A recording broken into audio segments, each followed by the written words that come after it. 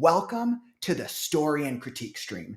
This is our 47th episode where I read stories live. It's a live reading and a live critique from writers in the community. We've done well over 200 stories on the stream. I do fantasy, sci-fi, romance, horror, memoir, children's, and all the fiction in between. So if you want feedback on your story, submit now. It's actually super easy. All you have to do to submit is down in the link, down in the YouTube description, click the link, submit the form, click it, answer a few questions like your pen name, what's the story title, and things like that. So that way I can get you queued up.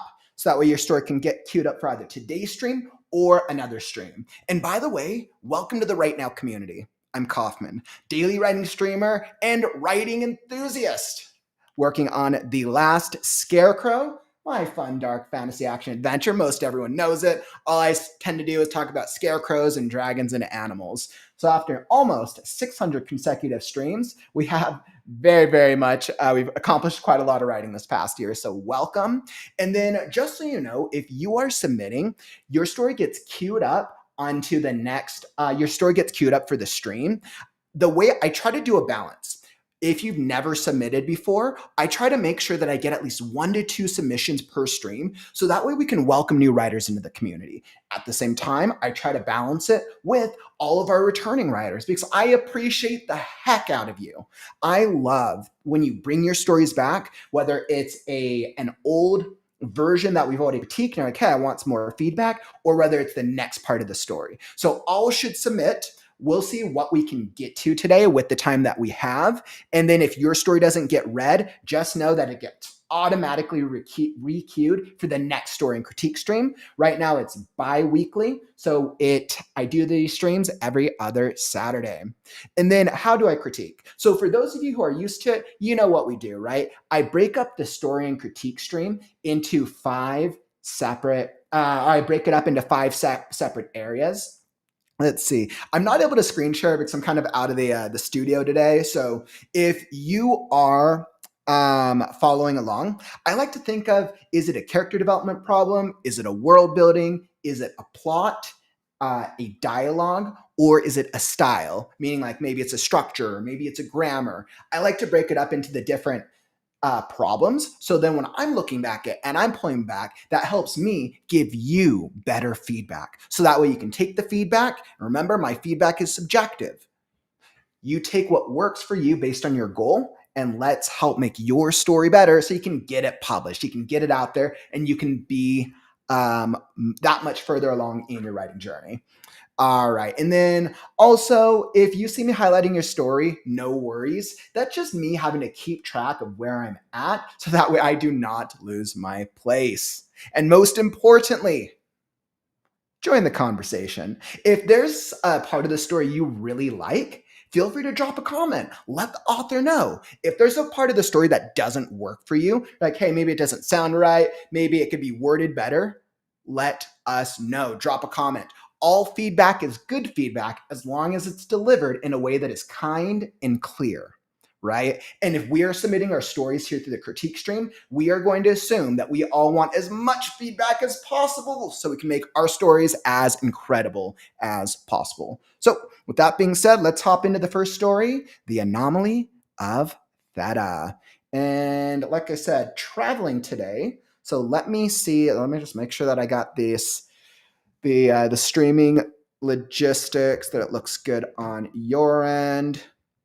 Yes. I think this will work. Okay, perfect. So because I don't have my second screen, I can only share one screen at a time. So we'll focus on the story itself. Give me just a second and we're going to hop right into it. Uno momento. I am so excited for this. All right, and perfect. So without further ado, let's cue this up. So what is this? The Anomaly of Thetta by Starr Miller. This is a sci-fi mystery. And let's see, did we get a blurb? Arcadia is a bloodhound, aka detective, who searches for a missing comrade, but later discovers the truth about her planet and why herself is the key to everything. This is the first draft of a novel. Let's see what help we can give to Starr, and we'll do what we do.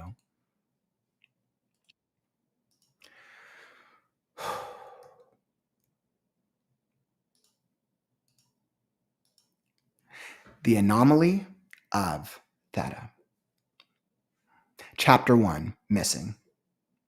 Bellowing in the Forsaken Universe, a planet called Galera, or what I call my home, lingers with the overrun of a multitude of creatures. This includes Sarthinx, a robotic flying creature with magical multicolored wings, and the Glitch, which entraps anything until the end of time. Besides the number of creatures that exist, we have a troubling factor, such as the glitches that can alter anything they want, which is such a pain in my ass. Myrefall, which is nestled within a lush and dense forest, provides me with the comfort I need. Clear sunlight pierces through the thick canopy, casting a warm glow over the heart of the village. While the population is sparse, many stores and a cluster of huts lie within the protective walls, creating a growing sense of comfort and willpower.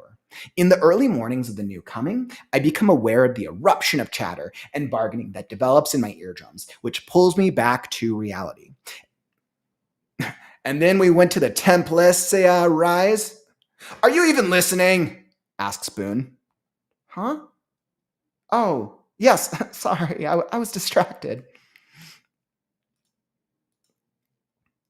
You're always distracted.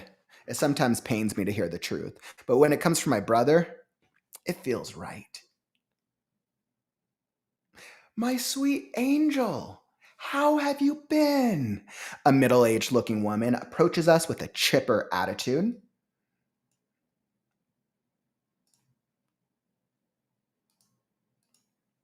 She always tries to be Boone's mother figure, which irritates me every morning.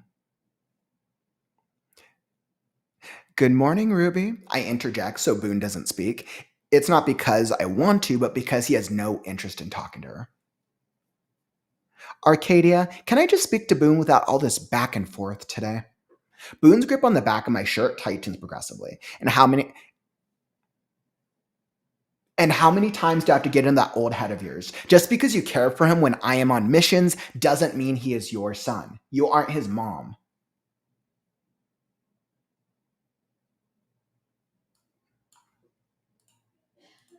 A slight flash of anger ripples along the crevices of her face, warning me.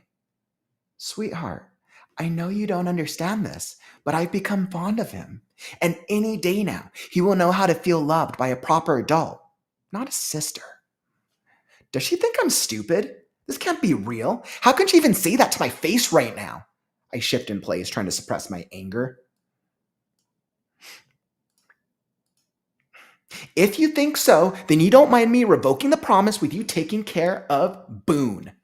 The sheer look in her eyes magnifies to a degree where I thought she was about to hit me, but instead lets out a loud exhale and angrily strides off to the abyss of the crowd. I hope I don't ever have to see her again. She's a walking devil in this town. How can anyone stand her? As I skim over my brother to make sure he is all right, a roaring voice rings in my ears. Captain Valentine! My whole body tenses, and I wonder why Major Edmonstone wants to speak to me this early. A lanky man with vibrant white hair, who always wears a suit from dawn to dusk, marched directly toward me. Yes, sir, I spoke loudly as I stood at attention, trying not to lose my balance.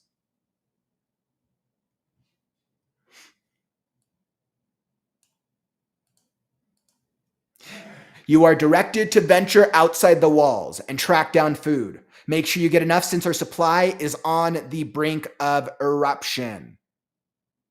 Eruption is a term that most soldiers use when a supply is about to expire, or when they have run out of instruments to make the supplies. We technically use it to prevent the fellow townsfolk from going on a rampage. Got it, sir. You can always count on me. Correct. And you may take the little minion with you, since two sets of hands are better than one. He makes a small gesture towards Boone, as Boone pouts from the comment. Will do, sir. I remain in the same position, holding every muscle in my body until he is out of sight. As brave as I portray on the outside, I'm always nervous that one of these calls is going to be something terrifying.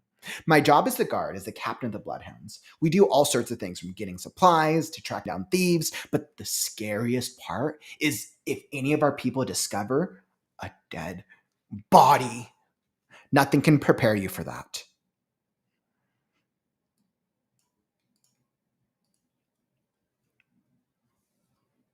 Boone, look! A Selpie! I crouch securely, ensuring neither of us makes any noise. I can't believe I'm seeing one with my own eyes. Selpies are rare to see in the wild these days. When we even acquire one, it's a delicious food source that can last for weeks. What do we do, sissy? Asked Boone. You mean, what do you do? I whispered him as his eyes widened with excitement. Really? Is it my turn? His puzzling face automatically grows a smile on my face. Of course. I think this is the perfect opportunity. Remember what I've taught you. Approach it slowly. In this case, we can't startle it, or it might shimmer away. So before you reach it, put your hand out with grass so it thinks it is still in the wild. Boone waddles along the edges of the tree line and makes his way to the Selpie. Boone has always been a determined kid. During our fun trainings, which he always begged me to do, he's a ray of golden light, always up for any challenge and adventure. Even after our parents disappeared one night, he was still full of joy. Boone, with grass in his hand, reaches out to the Selpie. The purple-bluish tentacles stretch out, tap the grass like a bit of a dance, and hover in the center of Boone's hand. He glances at me with pure joy and immediately starts bringing the little creature back to me when suddenly an electrical shock shoots through my body, jolting every nerve. Boone! I shout as loud as possible to warn him, but there isn't enough time.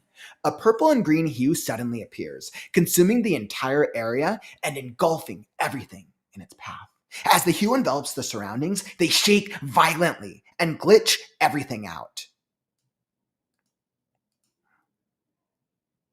At a glance, the surrounding area appears as plains with flat, lifeless grass. The terrain rocks and settles into the soil, and serenity pitches in different spots in the air. In Galera, everything glitches. It can be the terrain, the air, or even the people. And the worst part is that we never know when it will occur. It just transpires aimlessly. So, truthfully, our species braces for any moment like this. Boone? Boone! I spring to my feet quicker than ever, which strikes a nerve somewhere and my vision becomes spotty.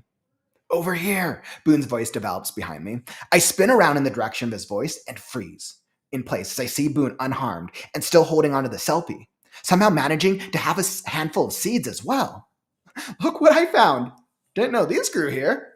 I sigh with relief as I utter, You almost gave me a heart attack.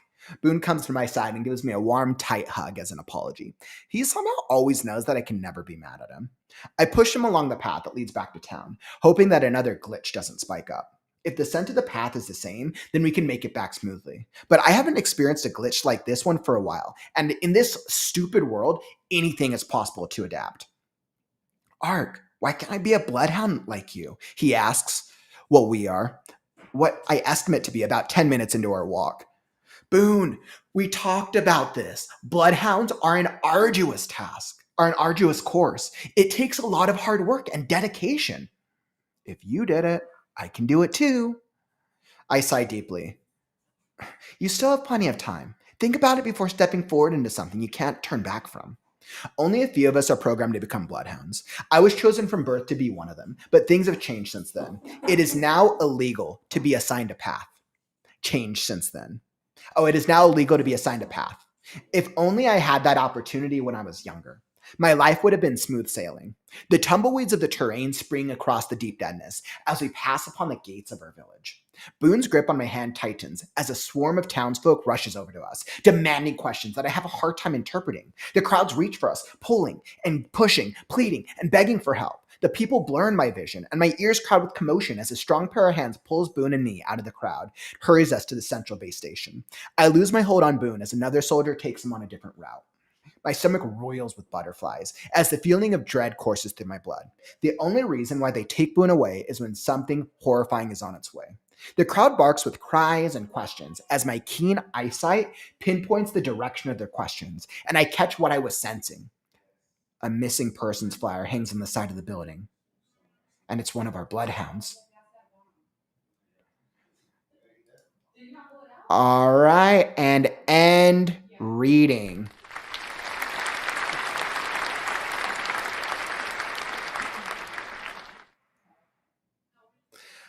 Awesome. So what a really fun, interesting reading. And thank you first off for submitting this. I think there were some things that worked out really well. So when I think about the character development side of that, I think I was very much intrigued. I was intrigued by our main character. I think the strongest part of that story was actually the world building. The world building feels pretty strong. The plot, I got intrigued by the plot by the end of the chapter. I thought the end of the chapter was actually a really nice cliffhanger. That was really good. Plot intriguing. I think we can pull the plot forward a little bit to create a little bit more intrigue, but the world building was good. The plot was intriguing. And the character development, I feel like the character development is there. There's probably some opportunities to strengthen it a little bit, and we'll hop into that. And then I think there's some structural, kind of some grammatical opportunities for it, but this is a first draft, right? So with drafts this early, we're not going to focus as much on the grammar because we want grammars for a much later draft. Really what I ask myself is readability, right? So anything that would pull me from the story, let's say that this author gives it to their friends, like, hey, tell me what you think, right? So we just want to make sure that in the beginning that readability is important. So that way there's nothing like major glaring that pulls us out. Awesome. And by the way, welcome to the stream if you're just hopping in. We just hopped into the story. And let's see. So let's see what we got. So when I think about the story itself, let me pull this back up. So I think some things that worked out really well. This beginning was really interesting. This includes several things: a robotic flying creature with magical multicolored wings, and the glitch, which entraps anything until the end of time. As a fantasy or sci-fi reader, this captures my attention immediately. This is interesting. Now it is world building, right? So we are starting off with world building in the Forsaken Universe. So we are starting off with a dose of world building, which readers are can kind of be hit or miss on how they feel about world building in that first paragraph. I think I'm all right with it. Because I'm kind of intrigued by the terminology they're using. But then I would need to know that the character development has to be strong the moment we get out of it. The reason being is because you need to hook your reader in immediately, and you got to connect with your reader. We don't tend to connect with readers through world building. We can pull readers in deeper with world building, but we pull readers in deeper with character development because we want them to emotionally care about the character. So when I get into this early part, this is all really fun, Marvel. They're doing the setting where we're getting a sense of, okay, where's the world coming? What's going on here? So we're getting a sense of the world for the first page. I can go back and forth on this, on how I feel like, okay, is that necessary doing the whole page? Now, of course, the text is bigger, so it's probably like half a page, if any. We get here into the early mornings, become aware of the eruption and chatter. And then we went to the temple as a rising. Are you even listening? So this is what I would do, because I think there's some opportunities to just make it stronger with restructuring. With something like this, I think if you really want to make this, I become aware of the eruption of chatter and bargaining that develops my eardrums, which pulls me back to reality. Okay, so we have our main character here, right? So we're transitioning, we're placing our focus on the main character, and we're basically using action to pull us into the main character. Now, in the early mornings, and then we went. So I almost think that what would pull us in more, now this is entirely a subjective decision, but what I would do is I would start off with a piece of dialogue. In the early mornings of the new coming, I might even move this dialogue up, give him like maybe one more sentence, and move the dialogue up a little sooner. You might be able to play around with it. You might be able to play around with it for the reader to be like, okay, who is speaking? You could do something like, and then we went to the temple as a rising, mumbled a distant voice, or something that makes it feel distanced, right? And then we get into the early mornings, and then when you're ready to bring us back to the present moment, I would do something like that. Are you even listening? Asks Boone. This would be lowercase. So asks Boone. Perfect. And I think this, if we start off with dialogue, because you did world building, and I think if we start off with dialogue, I think that pulls us in immediately. Or at least it gives us a greater chance of pulling us in to the present moment. So I think that's what I would recommend. And then I would, in the early mornings of the new coming, I become aware of the eruption of chatter and bargaining that develops in my eardrums, which pulls me back to reality. So I think, of course, it could be cleaned up a little bit, but I think like overall, I think the moment is fine. Oh yeah, sorry, I was distracted. And I would actually almost ask myself, in the I would become aware of the eruption of chatter. So she's already knows that there's chatter. I would keep reality, and then I might adjust this. In the early, it's already in the early mornings of the new coming. I feel cold as I. Are you even listening? Because we don't need to be told that we're being pulled back to reality, because the dialogue is obvious that we're being pulled back to reality, right? So this is, it kind of makes it almost redundant, and you can actually make it even stronger, right? So then I would go like this. I become aware of the eruption of chatter and bargaining, whatever you do there. Are you even listening? Asks Spoon. And then I would go like that. This makes it a little bit more poignant. Huh? Oh, yes. So now this is clear that this was a distraction, right?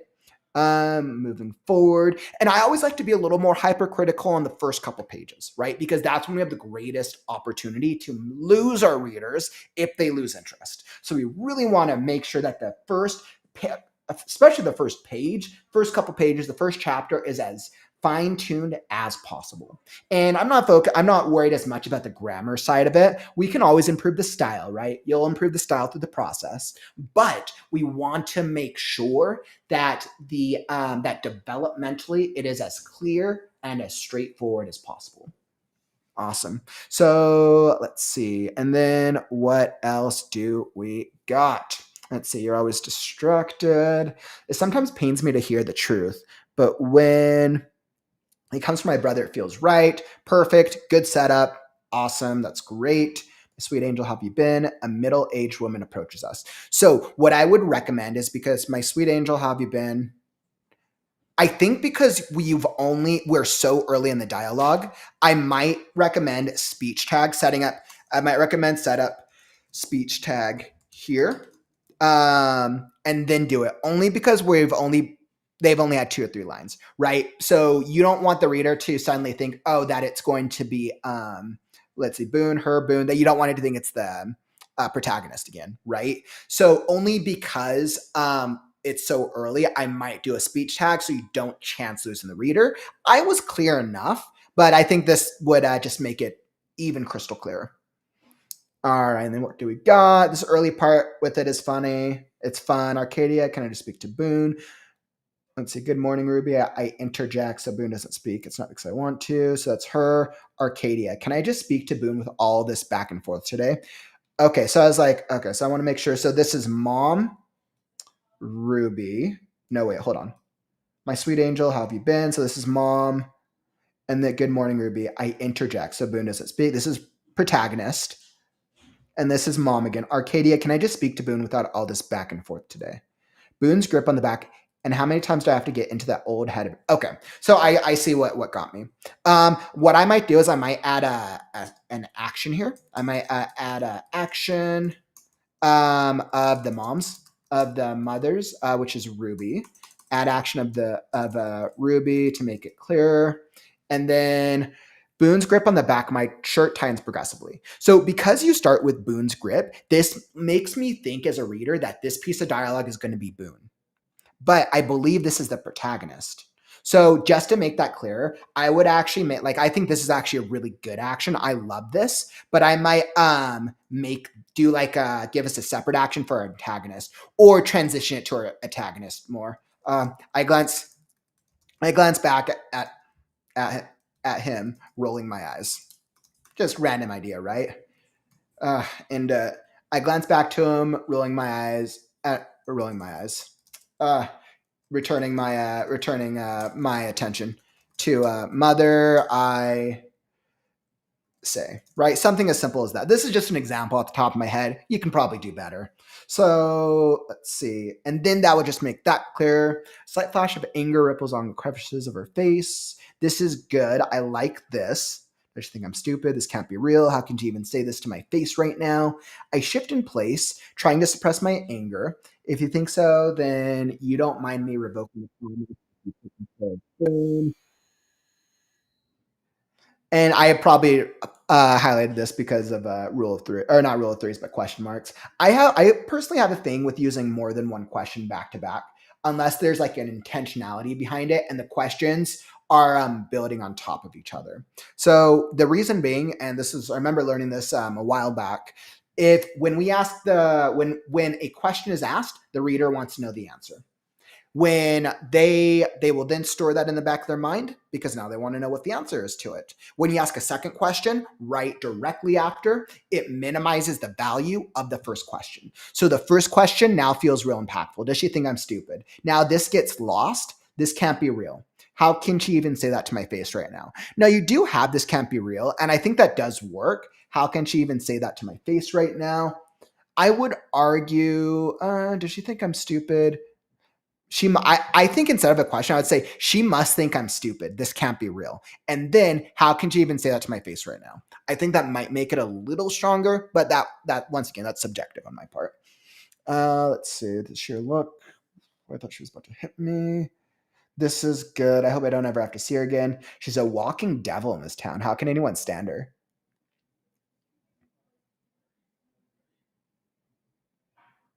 Okay. And then I think so I really liked all of the action that happened. All of the things that were happening was actually really interesting. And I think once again the world building, I love it. I'm intrigued by the world. I think what lost me for a moment was I didn't know where I was specifically. So you had set us up in the beginning. We know that it's a morning. We know we're on some planet. So there are creatures, Mirefall. So we're in some type of town, some place called Mirefall, which is interesting. And then we went, so we're here, right? I don't know where I'm at. And I don't think right here we necessarily have to know. I think let's get the character set up. That was a great decision. Um, but I think by the time we get to the end of this the bit with Ruby, I think we need to have a better understanding of where we're at. I assume since we have some chick who I forgot her name, we have our main character with Boone talking to their mother. I'm like, okay, so they're in her house, right? They're at home, right? Something with the mother. But then we get a Captain Valentine. I'm like, wait, why is there a captain? Major. So wait, are they in like a war zone or are they in like a military base? So what I would do is when you transition with the captain, I might give like a paragraph here and like I stepped back as I looked out around the military base, or as I looked out around the encampment around the city, or wherever this is at, just so we make it a little clearer. Because that lost me there for a moment, but that could have also been because I'm reading it live. Awesome. And then what else? Always wears a suit. And then like you do a lot of things that are really interesting. I love this, right? You do some really, really great descriptions.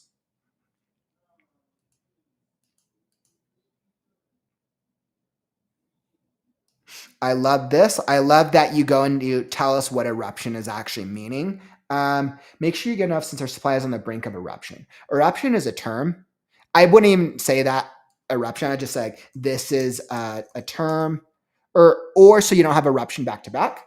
The term eruption means is that most soldiers use. You can word that better, but just so they're not back to back. That's me being an editor.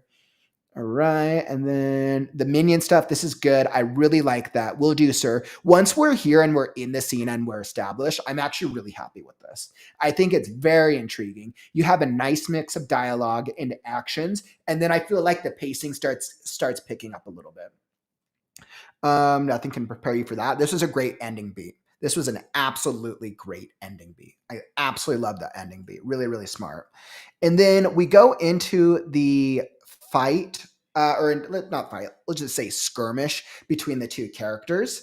I think what I would recommend Because so that way I don't spend too much time. What I would highly recommend is you have some excellent moments. I would say whenever you get to the revision of this chapter and you're rereading, I would say ask yourself, is it clear who is where? Um, I think there were some awesome moments. I love this. This was great character development, by the way. I think there was one or two beats where I was like, if I closed my eyes, I wasn't sure where the characters were located in context in relation to each other. But there's also the chance that it could have been because it's a live reading and I've never read it before. There is that possibility. But just to make sure, what I would do is when you're reading it, read like a page and ask yourself, are you crystal clear on where the characters are at and what action is happening? That's a really good test to do yourself whenever you focus on the revision of the chapter. But overall, though, I liked what happened. And then by the time we get to the end, as the hue, by the time we get to the end and the thing with the glitch is so intriguing. I really, really like that. And then basically kind of have Boone as a little bit of the hero in this moment. The path. And then we get to the end. We touch on bloodhounds. That's good. And then once again, I feel like I kind of got pulled into it by the end of this chapter, the end of this section, because then they're walking back to town, and then this is all good. And then we get the missing persons flyer. And I'm like, oh, what's a bloodhound? And I know they kind of touch upon it, but I think this is the page when I kind of got pulled in the story personally. So awesome. That is all that I got for you, my friend. Thank you so much for submitting, and I hope that was able to help you out.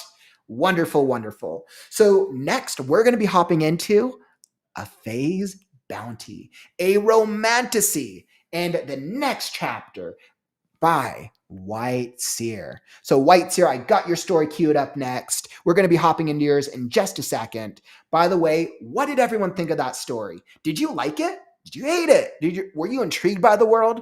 Now, let me hop into the comments. Since I'm traveling, I'm not able to really follow the comments as closely as I usually can, without like checking on them every once in a while. But I saw a couple of you guys hop in. Um, and once again, if you've submitted your story, definitely make sure you're checking out the comments. And remember, all feedback is subjective, right? So you take all the feedback, you take it based on what your goal is with your story, because you're the only one who knows the full story. And then you decide how you want to revise the story. Awesome. Yeah, and I saw some new writers hopping in here as well. Let's see. What type of feedback do we get? So what in the world is Thetta? Doesn't matter if the submission isn't completed. Then, this was a great question. Okay, cool. Yeah, so I see that. So you said, does it matter if the submission isn't completed for submission? Absolutely. You can send in whatever version, whatever draft you want. I usually recommend kind of like earlier drafts because a lot of the critique portion really gives you the best on developmental. I like to say that the type of feedback you get, as you all just heard, is really like an alpha reading with kind of a mix of a developmental edit in a sense. You're going to get feedback that's going to help you develop the overall story. I try not to hop too much into grammatical grammar or heavy like line editing for this type of work, just because that's just not the goal of this type of stream. So, but yeah, submit wherever. We've had authors submit like published work before. The majority of it tends to be unpublished, though. Tends to be early draft unpublished.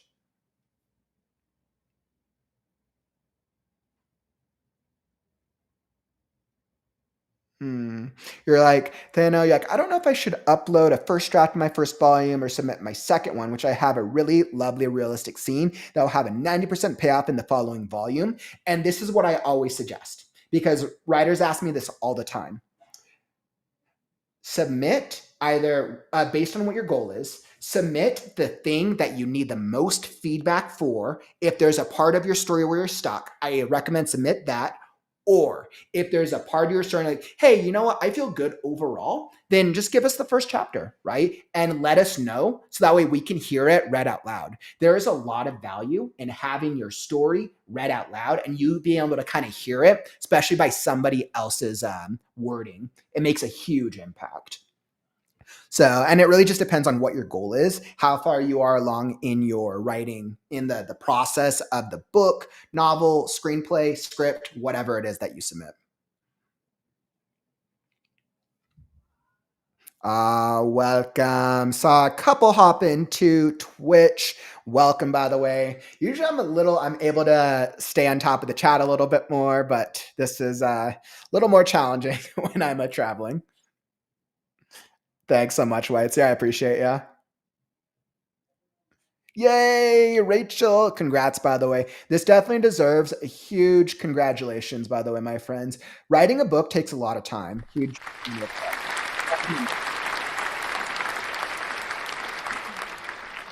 Almost done with my book. Guys, we all know writing a book takes a lot of time. So I always like to highlight whenever we're making progress because we all want to get there. Awesome. And I could tell just from the comments that people were enjoying it as well. Goodwill building comments.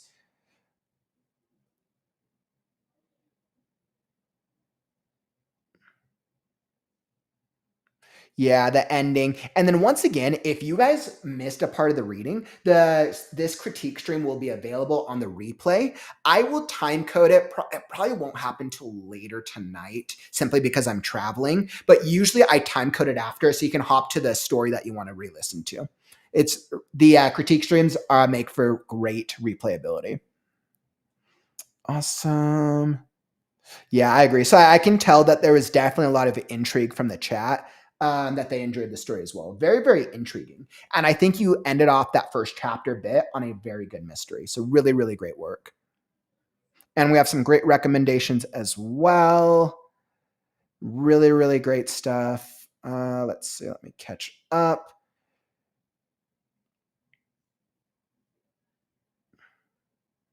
Yeah, and I mean, I think sometimes with tenses, I think it kind of depends on what the storytelling format is, and then how we want to like balance the two, how we want to balance the tenses, based on whoever our protagonist is and our writing style. Totally get it, Thana. Thanks for dropping by, my friend.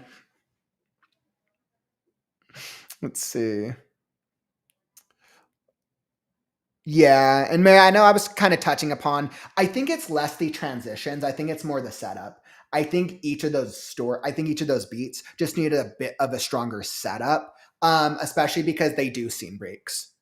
I think a transition would be more like if there's no scene break, but I think because they do, I think there's two scene breaks. There might just be one, but I think all the scenes they just need to be set up a little bit more clearly. And then because the middle of the scenes themselves were actually pretty decent, and then the endings worked out pretty well. So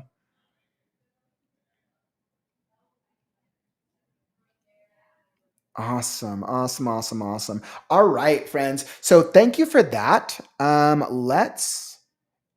Oh, Rachel, so you had a really great question. So once again, for anyone who wants to submit their story for the critique stream, I can drop this down in the chat for you. You can actually find the submission link down in the YouTube description. But for anybody who is not on YouTube, I'll drop it here again. Story and critique stream submission link. There we go. And I just dropped that in the chat for y'all. So all you have to do is fill out the form, submit whatever your excerpt is. It walks through what to expect with the process. But there you go.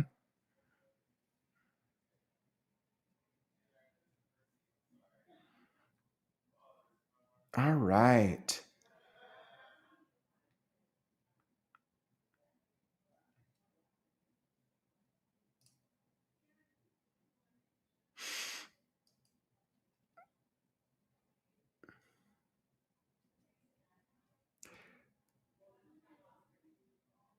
Okay, perfect. So we've had some really, really great feedback. Everyone, thank you so much for sharing. Let's hop into the next story. But before we do, if you're enjoying the stream, follow or subscribe.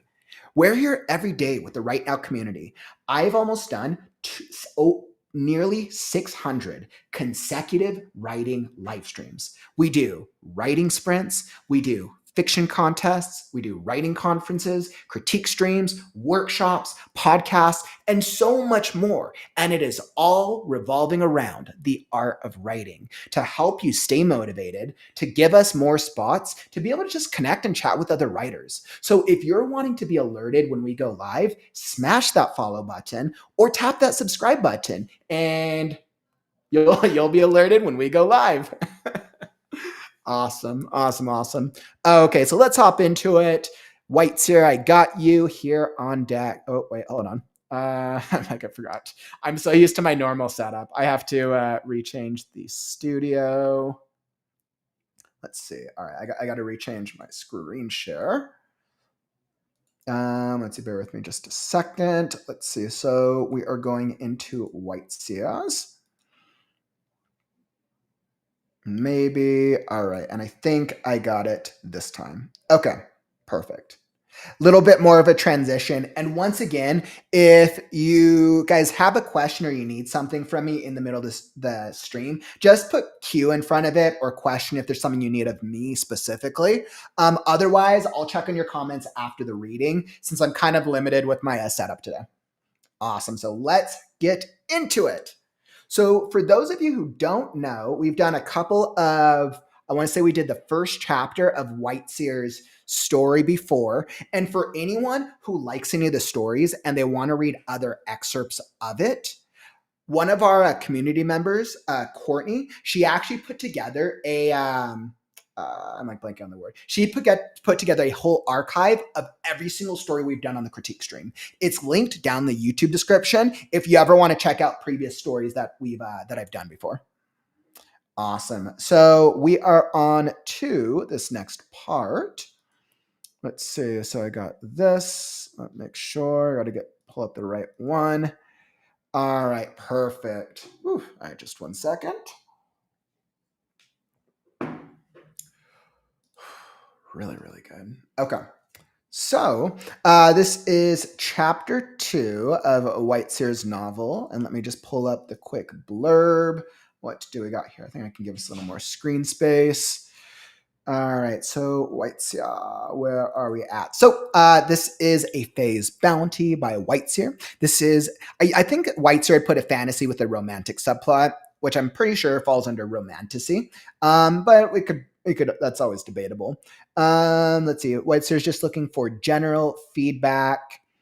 And let's see. So phase banner bounty. Maeve, a half-elven mercenary with a dangerous fae patron, tracks a deserter spy named Cassian, who always seems to slip away and steal her heart in the process. But when a political coup ignites in whispers of ancient magic stir beneath the surface, Maeve is drawn into a spiraling conflict between mortals and the fae. All right, and without further ado, a phase bounty. A Face Full of Straw, Part 2. He studied Maeve's attire more closely. Guess you're a bounty hunter, miss. His statement was almost a question. What was your man in for? Maeve set her pack on the cart and rummaged through, pulling out an apple. Theft, she said, taking a bite. You're going to be adding a horse to the list, missy? The farmer said, chuckling. What's he meant to have pinched in the first place? Maeve, chewing on her apple and gulping half a mouthful down, smiled and said, A night with the Baron's wife. The farmer snorted his laughter in as he raised his eyebrows in disbelief. Baron's gonna have his balls on a plate then, he confirmed. Burley was finally hitched up to the car and ready to go, and Maeve jumped up on the front seat with the farmer as she discarded the core of her apple. The cart moved sluggishly, its creaking wheels groaning in protest. Maeve let herself ease into the slow rhythm, the sway working the tension from her limbs. The chaos of last night dimmed with each weary turn of the axle. Her thoughts sliding toward rest, but not yet surrendering to it. The road dipped gently through a shallow hollow. At its base stood the charred skeleton of what had once been a Borast watchtower. The frame leaned to one side, half swallowed by the earth, blackened beams jutting skyward like broken ribs. Vultures circled lazily overhead, and on the scorched ground, shattered shields and a snapped banner fluttered feebly in the breeze. A broken Halishon arrow stuck out from the remaining timber like a finger pointing blame. Swift and merciless, like always. The farmer glanced toward it, lips pressed tight. Maeve said nothing, though her eyes lingered on the wreckage. She'd once handed over a deserter here. The sergeant gave her silver, and it looked like she was filth. Now there was no one to guard the roads but fate and whatever steel one carried. The tower crested behind them. The tower crested behind them, swallowed by trees once more. The breeze softened, the sun warmed her cheek, and finally, Maeve let her eyes close. Sleep found her gently. In her dreams, the world turned green and gold. She stood barefoot in a glade of soft moss, where tiny fey creatures danced in spirals beneath silver mushrooms. Laughter like wind chimes fluttered through the air, and somewhere just beyond the veil of trees, a stringed instrument played, plucked notes so delicate they might have been spun from moonlight. The pixies beckoned with knowing eyes and whispered secrets in a language that draped like silk upon her ears. A crown of woven vines floated in the air before her, untouched, waiting. Then the cart jolted, jostling her shoulder against the wooden frame. Maeve didn't stir. The dream clung to her, warm and shimmering. Miss, miss, wake up now. The farmer's voice was low and urgent, not the same slow, easy drawl from earlier. He elbowed her in the ribs to try and rouse her. Maeve groaned, still half lost in her dream. The farmer nudged again, harder this time.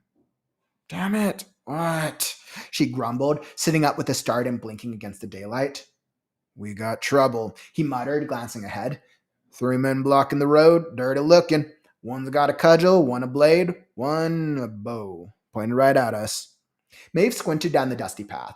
Sure enough, 3 figures stood where the road narrowed between clusters of overgrown hedges and trees. Her half-elven eyesight revealed desperation carved upon their faces. The one with the rusty sword stepped forward, hands raised halfway. We don't want any blood, just the crates. We're hungry.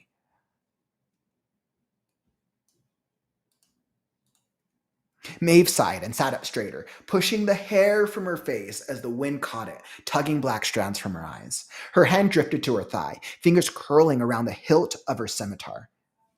You think this cart's worth dying for? Her voice rang out, clean of gravel now, edged like her blade. The sword wielder hesitated. The archer twitched. You don't look like a soldier. Maybe you ain't that tough, the one with the cudgel said. Just hand over the food and we go. Go fish or steal from someone dumber, she said coolly, rising to her feet. Her tunic clinging to her frame as the breeze rolled over the cart. The farmer held his breath beside her. You know what I really hate, she said, voice carrying with sudden sharpness? Being woken up. Something about her tone must have struck a nerve. The bowman flinched, his fingers slipping. The arrow released with a startled twang. Maeve's eyes flashed green. In the space between heartbeats, the tattoos hidden beneath her sleeves lit up, intricate patterns of curling glyphs glowing through the fabric in a sudden viridian blaze. She made a fist with her left hand and held her arm forward, creating a blocking motion. A shimmering green shield bloomed from her arm, translucent but solid and etched with dancing angular runes. The arrow struck it dead on, shattering in midair with a crack of splintering wood and a fizz of green sparks. All 3 men froze. Maeve held the glowing shield for a second longer, letting them see it, understand it. Then, with a flex of her fingers, she opened her fist. The shield dissipated into wisps of green light, and her scimitar sang as it slid free. One more mistake like that, she said coolly, and I'll carve apologies into your bones. The bowman took 2 steps back, stumbling into a bush. The one with the sword raised his hands fully, nodding in rapid defeat. We didn't know, he muttered. Didn't know you were one of them. I'm not one of anything, Maeve said, stepping down from the cart, blade gleaming in the sun. I'm just awake now. That should terrify you enough. The 3 men turned and fled, crashing to the undergrowth like frightened animals. Maeve held still, blade low, until the last branch stopped rustling, and the underbrush swallowed the sound of their retreat. Only then did she slide the scimitar home, the metal whispering against its sheath. They always ran when the light came, not from recognition, but from the fear of not knowing. The way their eyes widened, the way they flinched, the glow pulsing from her skin, it wasn't her they saw. It was something ancient, something whispered about around campfires, not a wizard, but something else. The farmer let out a breath that sounded like it had been held for 10 years. By the gods, I thought that arrow was a mistake. Maeve cut in. I don't kill for mistakes. She stepped back onto the cart, shaking her arm once as the glow faded, and the tattoos returned to silence beneath her sleeves. But I'll make exceptions if we're provoked again. The farmer nodded in agreement, snapping the reins to get Burley moving along. Maeve leaned back against the cart rail, exhaled slowly, and let her eyes close to the swaying rhythm of the cart on the road. Wake me up if anything else gets clever, she mumbled, succumbing to rest once more. End reading.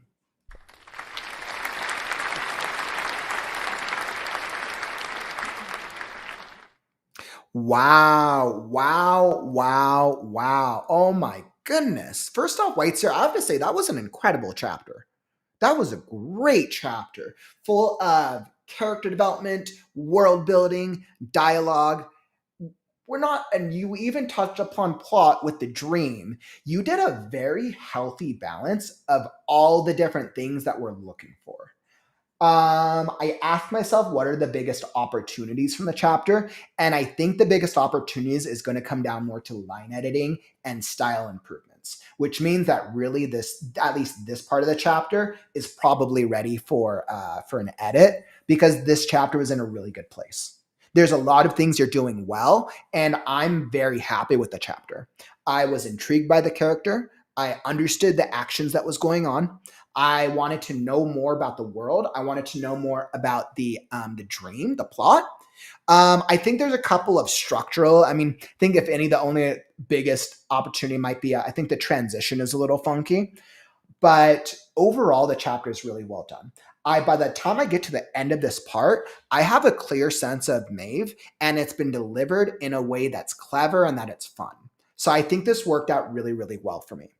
But let's hop into it, because I do have a couple of recommendations for you. But once again, I think overall where it's at right now, it's in a good place. So let's see what we got. We're going to hop in and see what we see. So hopping back into the beginning of this. Let's see, this is the beginning. Guess your little bounty. That's right. So this conversation really takes place in the middle of her conversation with the farmer, who's basically carrot transporting her somewhere.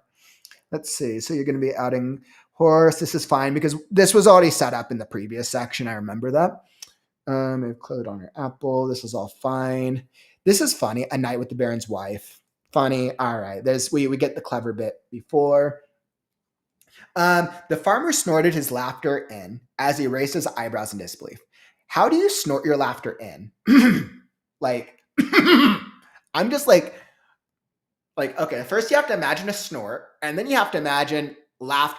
I'm trying to envision that.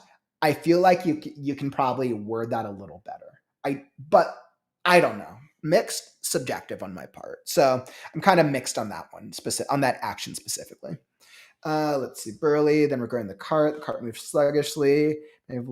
Let herself ease on the slow rhythm. This is all good. So going into the charred skeleton, let's see.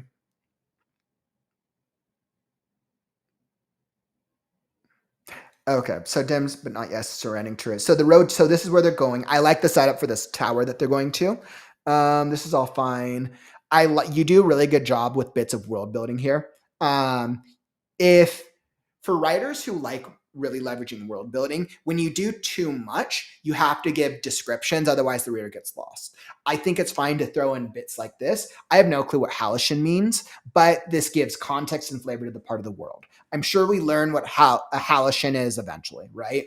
Now, if Whiteseer had done like 5 bits of words that we didn't understand, then it would be different. But I think one like that adds to the flavor of the world. And then if a Hallishin something is referenced throughout, eventually we'll learn what whoever a Hallishin is, whether that's a race, a culture, or just a style of arrow.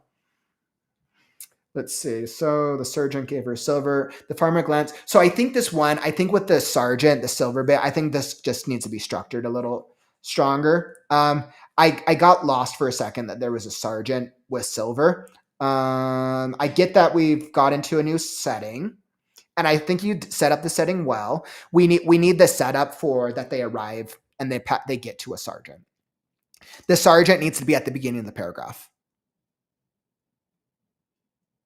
Because I wasn't sure if the sergeant bit, because you said she'd once handed over a deserter here. I wasn't sure if that was referring to the sergeant bit or if they were presently talking to a sergeant. So I would just say definitely, definitely start with the sergeant bit. Like, I want to just give us like, because the sergeant's not too important, like it sounds like they're probably just passing by, I would just give us like half a sentence on what the sergeant looks like. When you do characters that they're really more just for the world, the sergeant with a sneer plastered across his weathered face gave her silver, right? You do something really quick like that when they don't need real setup. You just want something that gives us the setup.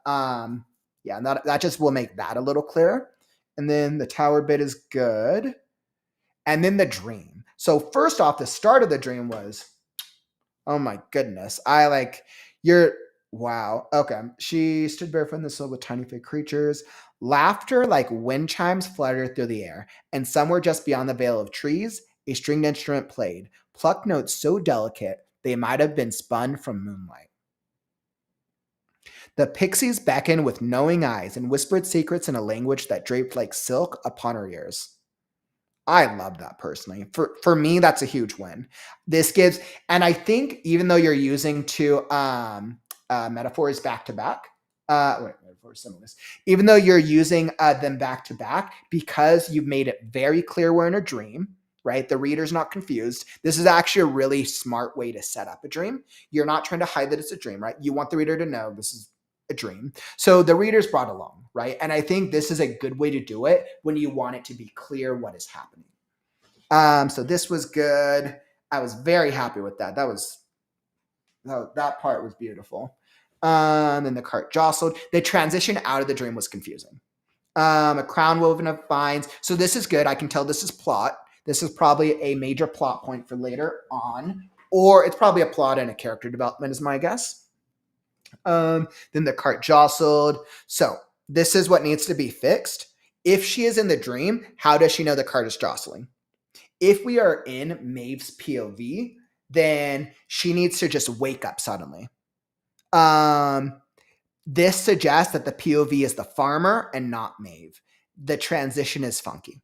This is kind of a case of head hopping in a way, even though like you're technically moving to the narrator, but you haven't really set up a precedence for the narrator interjecting. You can do stories where you have the narrator interject, but you haven't set a precedence for that, so it feels jarring. So my recommendation is like, I don't even think that we need this. I honestly don't think this is, I don't even think that's necessary personally. I would just say a crown of woven vines float in the air before and touched waiting. She reached out for the crown. Excuse me, miss, echoed in the background. She shrugged it off. She reached further for the crown. Excuse me, miss, we have trouble. The crown turned to ash as Maeve sat up, or as Maeve woke up groggily.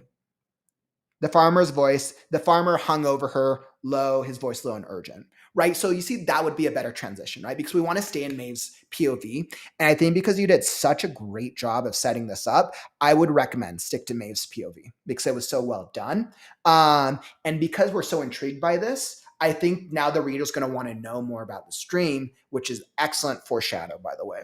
So that would be my suggestion. And then let's see. So the farmers. So I think once you fix that, that'll make the transition here a little clearer. And I think that's fun. I kind of went back and forth on him having to explain it when she could just look up. But I mean, she's kind of groggy. She doesn't, damn it, what she grumbled, sitting up with the star and blinking against the daylight. I kind of go back and forth. I mean, if she sits up, then she should be able to see. If she probably has better eyesight than this guy, even though she might be groggy.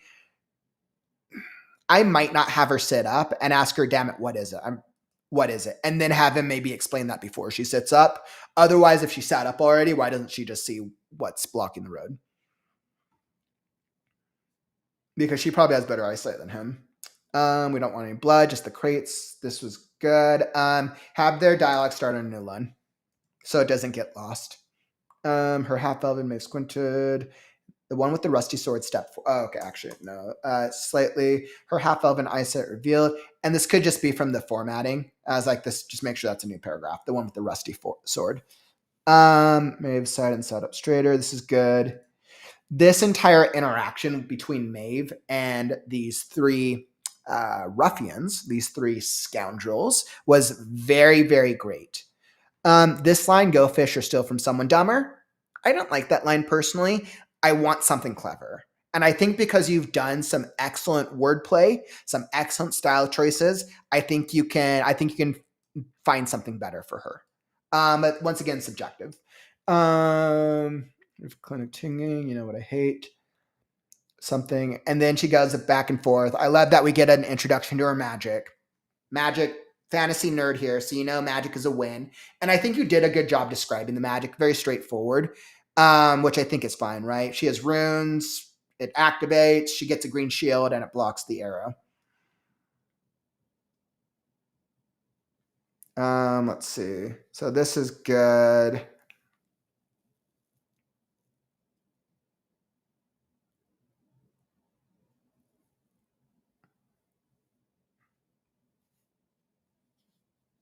I think once the three men turned and fled, crashing through the undergrowth. I don't think Maeve still needs to have her blade out. I think she can probably hear them and see them well enough. I think once they leave, she should just lay back down. If she's gonna pull the scimitar out, do it before they flee. That was from when the light came, not from recognition. Once they've left, she's probably ready to go back to sleep. But I think you can go. They always ran when the light came. So I think after that, I think maybe what you should do, and this might make it a little bit stronger, is she watched the three men turned and fled, crashing through the undergrowth like frightened animals. While watching them run away, this is what she's thinking, right? Because this is good character development here, and I'm fine with this. This tells us this is something she's used to. It's not necessary. We can probably get the gist, but I think you could probably shorten this bit and still get across the same bit. And then we get back to the farmer. Good was a mistake. She stepped back, but with exceptions. All good stuff. Wake me if anyone else gets clever. Great line. And that brings us to the end of it. But I think the reason this section works so well is because it's a deep dive into an action about her character. If I pull back, what is the character? What is it really showing us? It is showing us that our protagonist has a morality system and has a sense of justice, and they care about following that sense of justice. Now, my guess is that sense of justice is probably going to be challenged with the target that she's chasing. But you're also going to be asking yourself, like, okay, what is, because she mentions like, yeah, if it happens again, I won't be so kind. And maybe she will, and maybe she won't, right? But we're now given that first step of, okay, so this is another thing about her character, which makes us intrigued because we've had a number of moments of some comedic moments, some dramatic moments throughout the course of this part. And then I remember from the earlier part as well. So overall, really great job, my friend. Really, really great job. Definitely very happy with that. And that is what I got for you. Whiteseer, thanks for submitting that part. Once again, always love hearing additional excerpts when we're continuing on the story. So thanks so much for submitting, my friend. Definitely really, really good. Awesome. And then the next, excellent. And then the next story I'll be queuing up in just a few minutes. We're going to be hopping into, what do I have next here? It looks like I have another excerpt from Question Mark by Eli. So, Eli, I got the next excerpt of your story queued up next. So, Eli, we'll be hopping into yours in just a few minutes. So hang tight, my friend. I'll get that one going up shortly for you. But what did everyone think about that? What a nice change, right? So we go from this like sci-fi mystery world to fantasy, magic, elves. I love the vibe. And let me tell you, this next one is a really fun thriller. I believe we read about the first half chapter, give or take, of the story, and it's super creepy. So for anyone who's a fan of mystery and thrills, I'm looking forward to seeing what excerpt we got next. And then let me hop back into the comments. Let's see, what did everyone think of Whiteseers? Looks like there's some love for your story, Whiteseer. Yeah. Nice. By the way, Rachel, I saw. Thank you so much for submitting. Let me make sure. Yes, received your submission. Thank you so much for submitting, my friend. Thank you, thank you, thank you. All right, and let's see. So thank you. And let's see. Blast. You guys all gave some good feedback. This is actually a really interesting point. This isn't something that I touched upon. The only feedback I can think of is in one of the paragraphs before the dream. It felt like the sentence lengths were all the same. Other than that, this was great. So sentence length goes into readability. And I think sometimes it can be a little subjective if it isn't obvious. Because I blow the text up and I make it bigger for the live stream format, it's not always as clear. What I always recommend is if you have large chunks of text, shorten. You don't want to have a large paragraph that takes up half the screen, takes a quarter of the screen. I think it's something to be aware of and think about. Now, sentence variety, we can go back and forth on that one. I could ask myself, does it matter if a paragraph has all the same exact length of sentences? That's not going to bug me too much unless there's too many or there's not enough variety in the sentence style. So,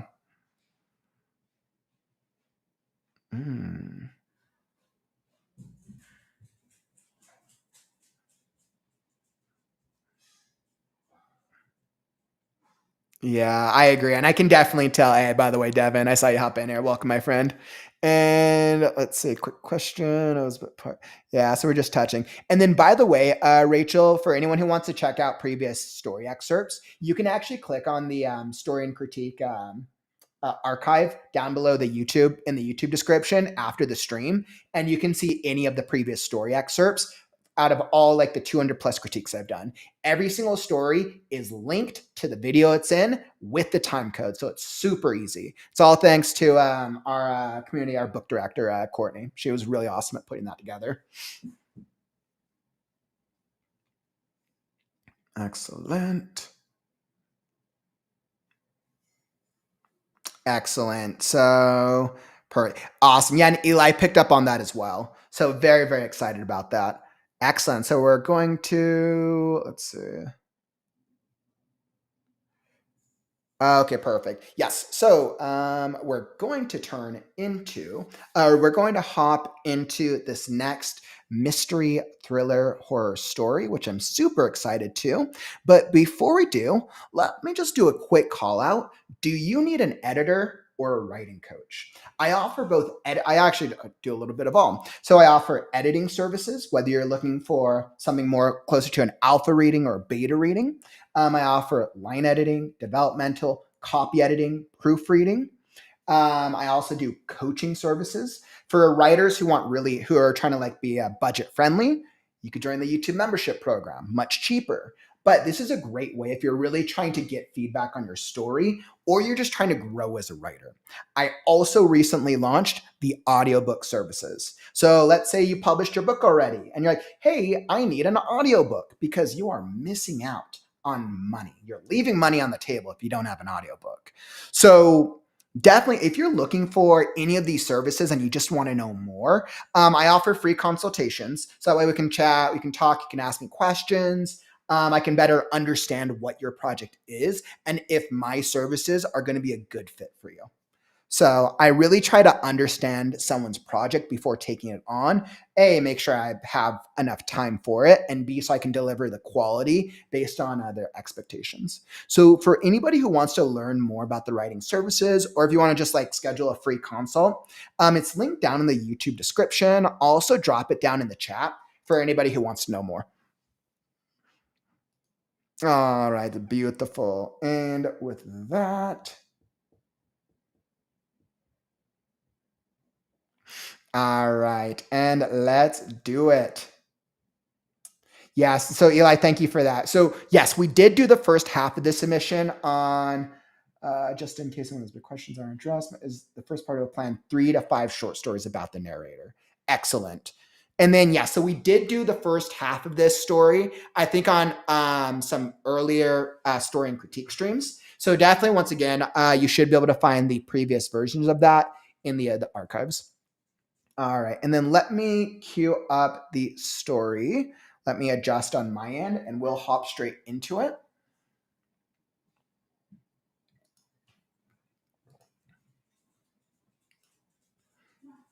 Okay, and let's see. So I got to go. Make sure I got this. Okay, and then perfect. So we are all good here. So I got it all queued up.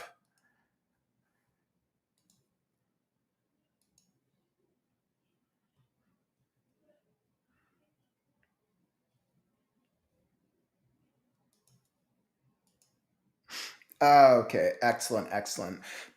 So we got this all queued up. So I have I think I'm already on my end. Excellent. So for anybody who doesn't know, let's say I have this. So because we're starting in the middle of an excerpt, let me do a little bit of a brief setup. So this is just one second. Let me pull it up. Yeah. So Eli. So this is like Eli said, this is a short story by Eli. It's titled question mark. It is a horror. Any feedback is welcome. The thrilling conclusion of a very bad night for our narrator.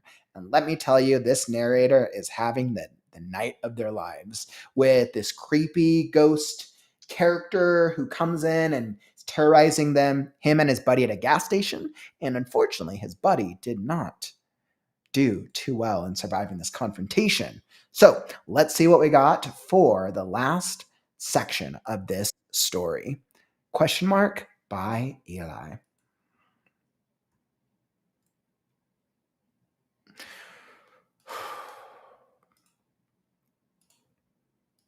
Much to my relief, the paramedics finally arrive, and the sound of their siren pierces through the madness I've seen. I run out through the automatic door and greet them in the lot. They pile out of the ambulance with looks of graven solemnity. Sorry it took us so long to get here. Had to make a couple of trips before you, but been a lot of activity tonight, the driver says apologetically. I don't think you would have been able to do anything anyway, I say, then trying to be diplomatic, I add. It was a real mess. The paramedics file into the store and take a long look at the carnage inside. They check the cops and the old man, then make their way to the bathroom to see Matthias. While there in the back, I stay at the counter, hoping to turn away any potential customers. I sit on my stool, and from my vantage point behind the counter, I can't see the blood or the body strewn across the floor. The lights of the ambulance bathe the night in their familiar undulating pattern. My eyes scan the darkness passively, looking more for the absence of anything than for anything at all.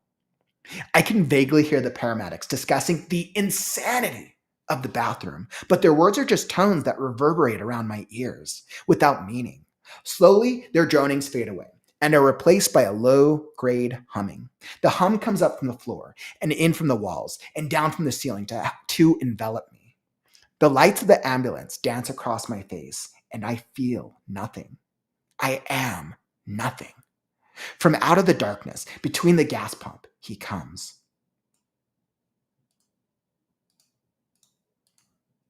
He is clothed in a shimmering robe of flowing silk. It reflects the thin moonlight and seems to glow with emerald fire from somewhere deep within its many folds. His head is covered by the hood of the robe. His movements are slow and deliberate. He walks toward the store and unfolds his arms, revealing his long, bony fingers. With the wave of his hand, the ambulance lights turn off. He folds his arms again and turns his head toward me. He has a long pointed beard of deep crimson and mustaches to match.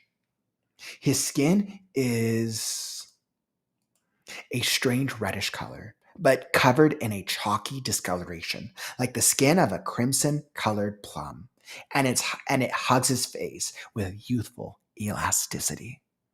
Our eyes lock, and I can see that his are the same emerald green as the old man's before, and the same as the silk of his robe. If his face looks young, his eyes certainly don't. They are pools as deep and ceaselessly churning as the sea, and as old, too. My heart is racing.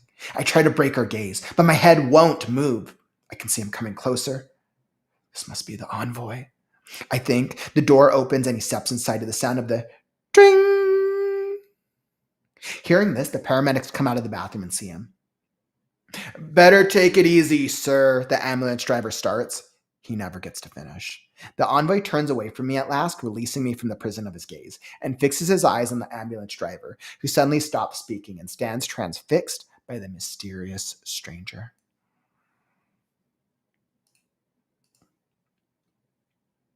He stares deep into the envoy's eyes, peering through the inky depths of his pupils into whatever horror lies beneath the surface. The envoy is staring back, and he surveys to an equal depth.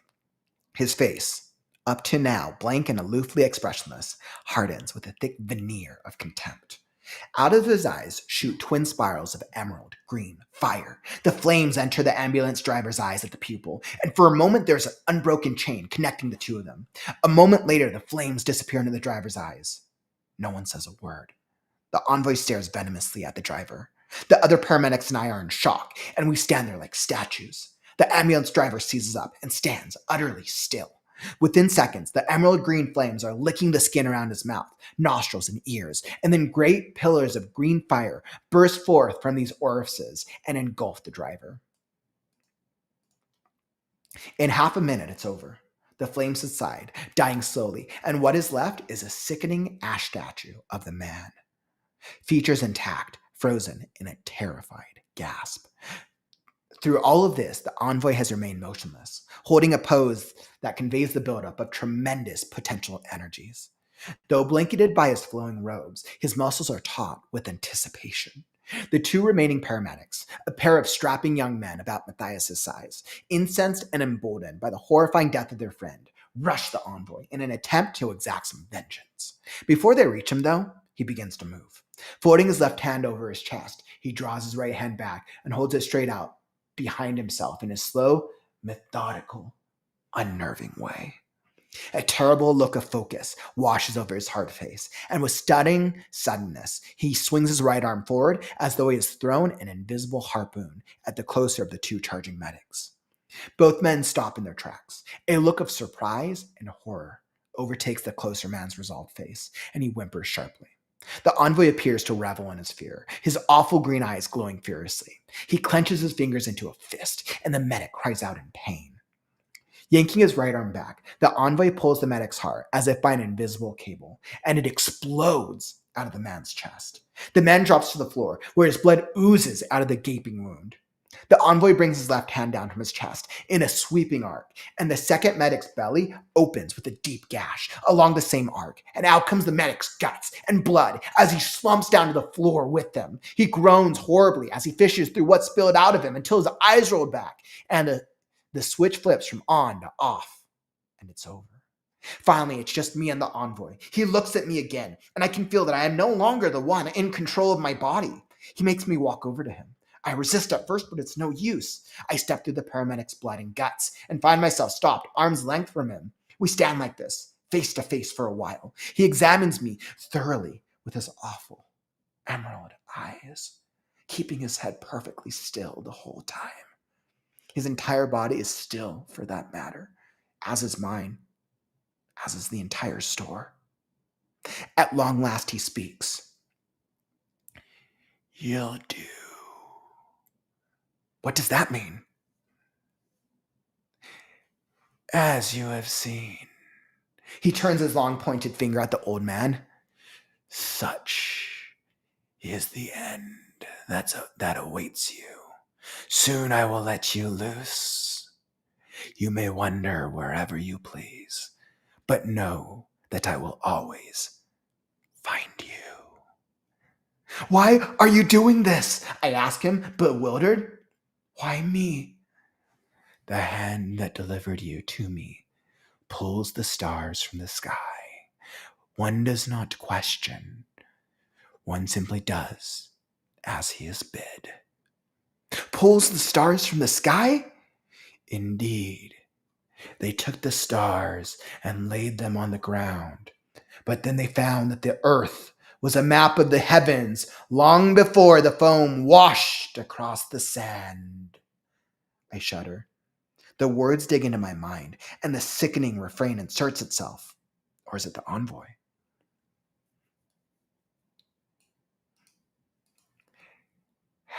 have you sailed upon the boat of millions of years? His lips curl into a horrible smile. Who is he? Who pulls from the stars from the sky? He answers me with his mind, his mouth frozen in this awful grin. He is the heliophagist. He is the serpent who took flight. Under his plume billows the wind. The heliophagist? He will wipe all life from this world, and you will be honored with a small part to play. I will never help him! Or you! This is more insolence than the envoy is willing to endure, and he squeezes his right hand tightly into a fist. Immediately, the air rushes out of my lungs, and I stand there desperately trying to inhale. No use. After what feels like an hour, the room begins to fade away as blackness erodes my sight, and then there's nothing left. I hit the floor like a brick. One does not question, one simply does as he is bid. The envoy reminds me, deep within my mind.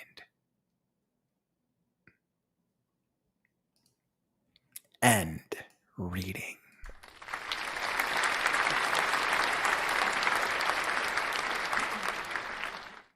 Wow. Wow. That was creepy AF.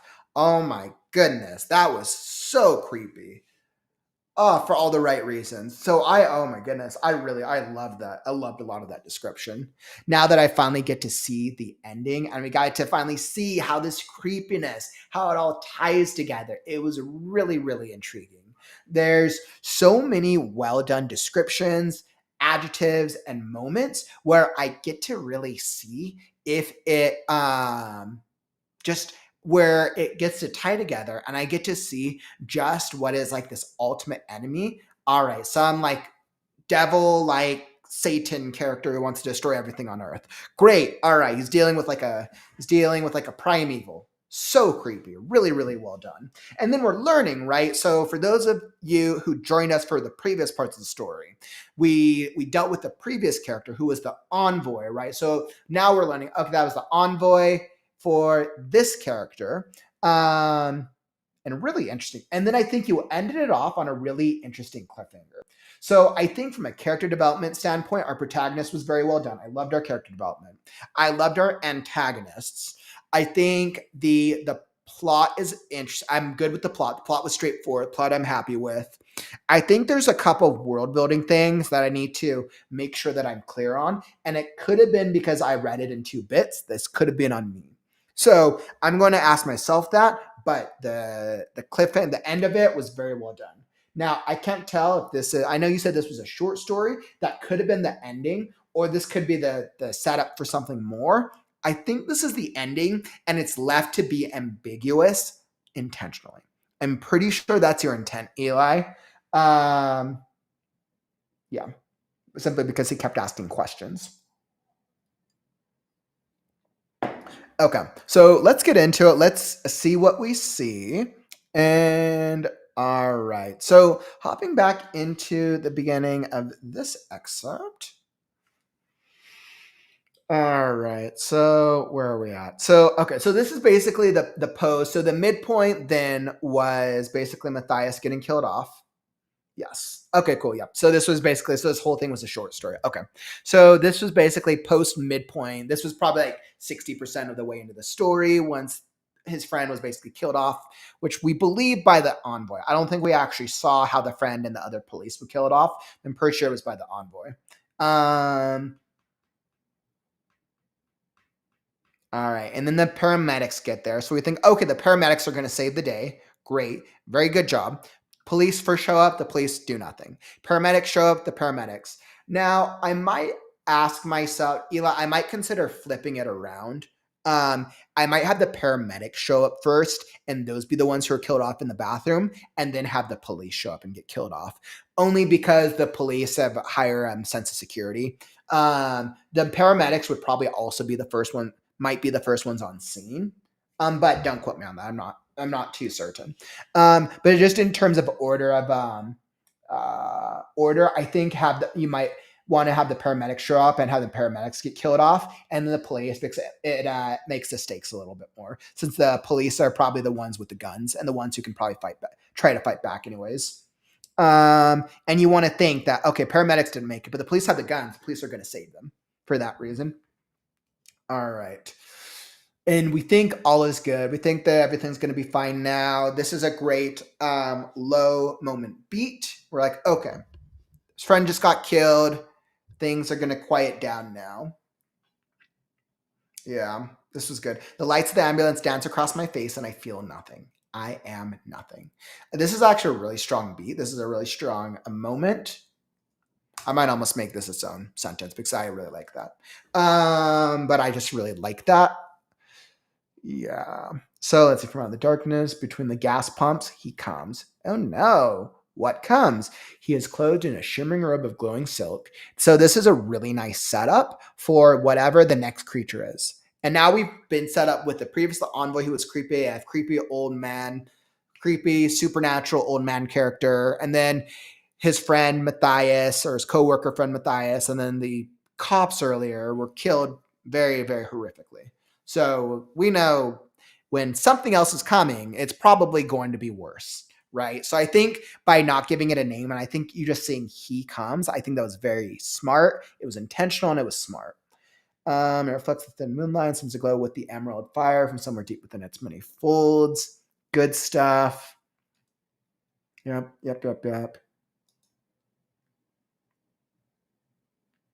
Good. So I like that. With a wave of his hand, the ambulance lights turn off. I think paragraph wise, I might break this paragraph up. So that way we get his initial setup and then we get what he looks like once he turns towards him. I think that would be a better break there. He has a long pointed beard of deep crimson and mustaches to match. It would be mustache. I'm pretty sure it'd be mustache. And mustache to match. His skin is a strange reddish color, but covered in a chalky discoloration. Okay, so deep red beard, like bloodyish red beard. His skin is reddish white, so basically demonic. Reddish white, like the skin of a crimson colored plum. Reddish, like red, white, purple. So I'm envisioning red, white, purple. This like really off-putting tint, and it hugs his face with youthful elasticity, right? So he looks immortal. He looks immortally young, but he looks like an immortally young demon with very old facial features. Very great description. I really, really like that. That gives us a very clear description overall. Okay, I see. Mustache is just a style choice. Okay, yeah, that's fine then.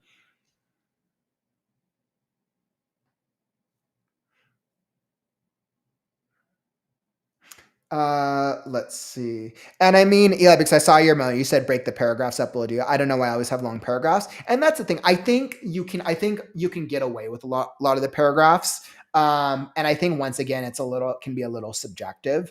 But something that always to keep in mind as a writer, and this is for everyone here in the stream, I'll do a really quick aside here. If for paragraph structure, you want to ask yourself, what is the beat that's happening in this paragraph? Remember, we all learned this in high school. What goes in a paragraph? Beginning, middle, end. We all learned that in high school. 5-sentence paragraph, right? The longer a paragraph, the more information that gets lost that could potentially get lost by the reader at the end of it. If you have something really big, unless it's supposed to be like a 1-2 punch, like a shock, usually if you cram too much stuff into one paragraph, the end of it might lose its value. So it's just something to keep in mind with paragraph length, especially when when as a writer, you want your reader to be focused somewhere intentionally. So if there's a big moment, usually start it at the beginning of a paragraph. So that way the reader is clear what's going on. But that's just a side note. Okay. So let's see, question mark. Let's see, heart is racing. All right, so you said this must be the envoy. I don't remember, Eli, how he would know that was the envoy, but I'm sure that the creepy old guy from before must have mentioned this.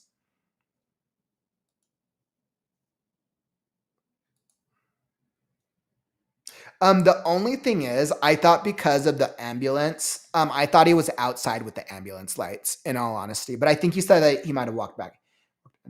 Or I think you might have said that he went back inside.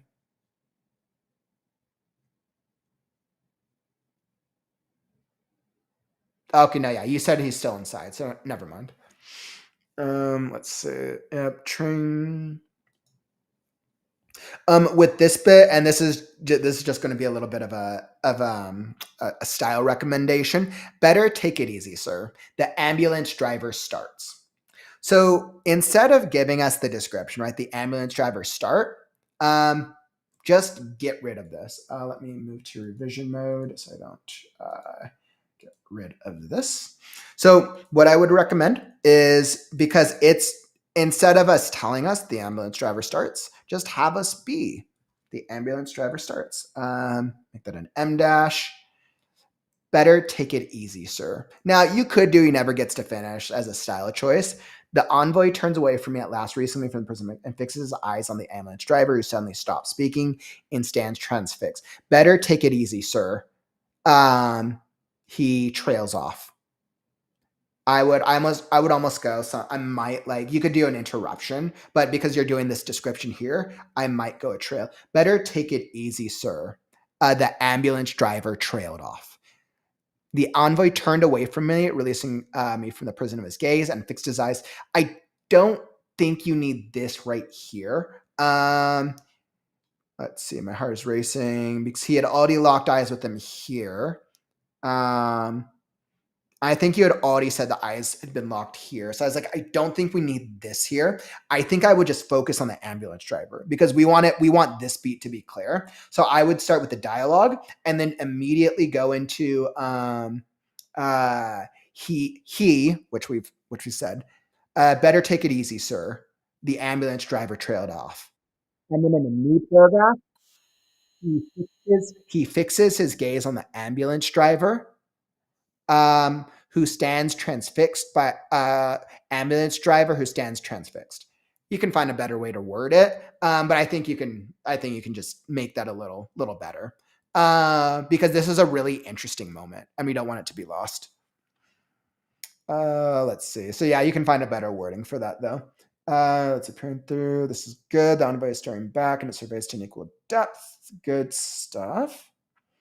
What else? The flames onto the ambulance's driver. The ambulance driver seizes up and stands utterly still. Within seconds, emerald green flames are licking the skin around his mouth. God, this is so scary. Like, scary for the right reasons, right? Like, so as a horror fan, great stuff. Love it. This is all good stuff.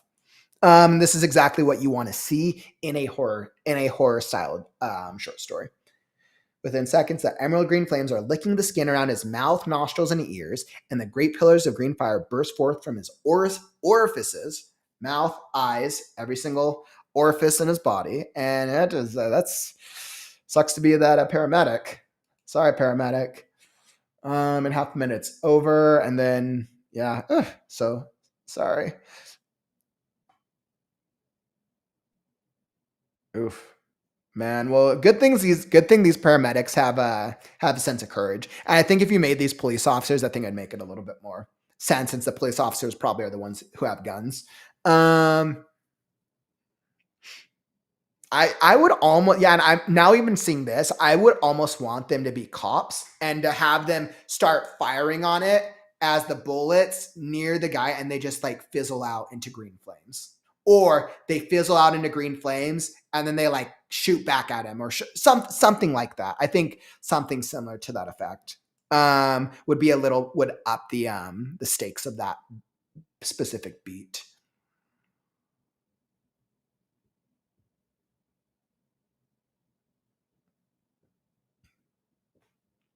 Oof, God, so creepy. Oh, such a good moment. Onyx belly, and this was actually a good moment. Yeah, so still keep this stuff, but just that initial the charging thing, I would adjust. His guns horribly as he fishes. Yeah, God, that's such a good horror moment. So creepy. Yeah, so I think, and then we get to the climax. As you have seen, turns his long pointed finger, such as the end that awaits you. Soon will let you loose. Why are you doing this? Why me? The hand that delivered you pulls you from the stars. To me pulls the stars from the sky. Pulls the star. Dude, they took the stars and landed on the ground, but they found that the earth was a map of the heavens long before the foam washed across the sand.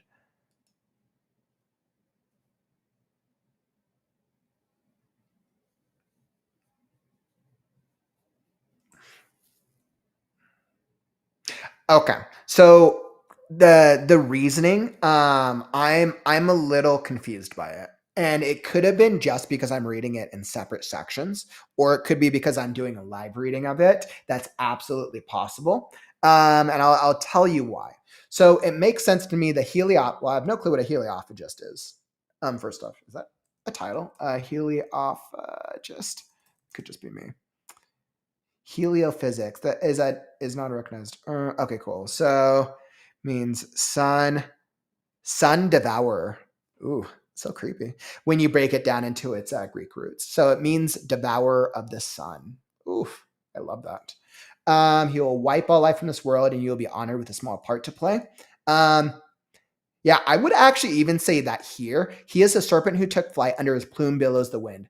I almost want you to say the heliophagist, he who devours the sun. I kind of want that because it means sun eater.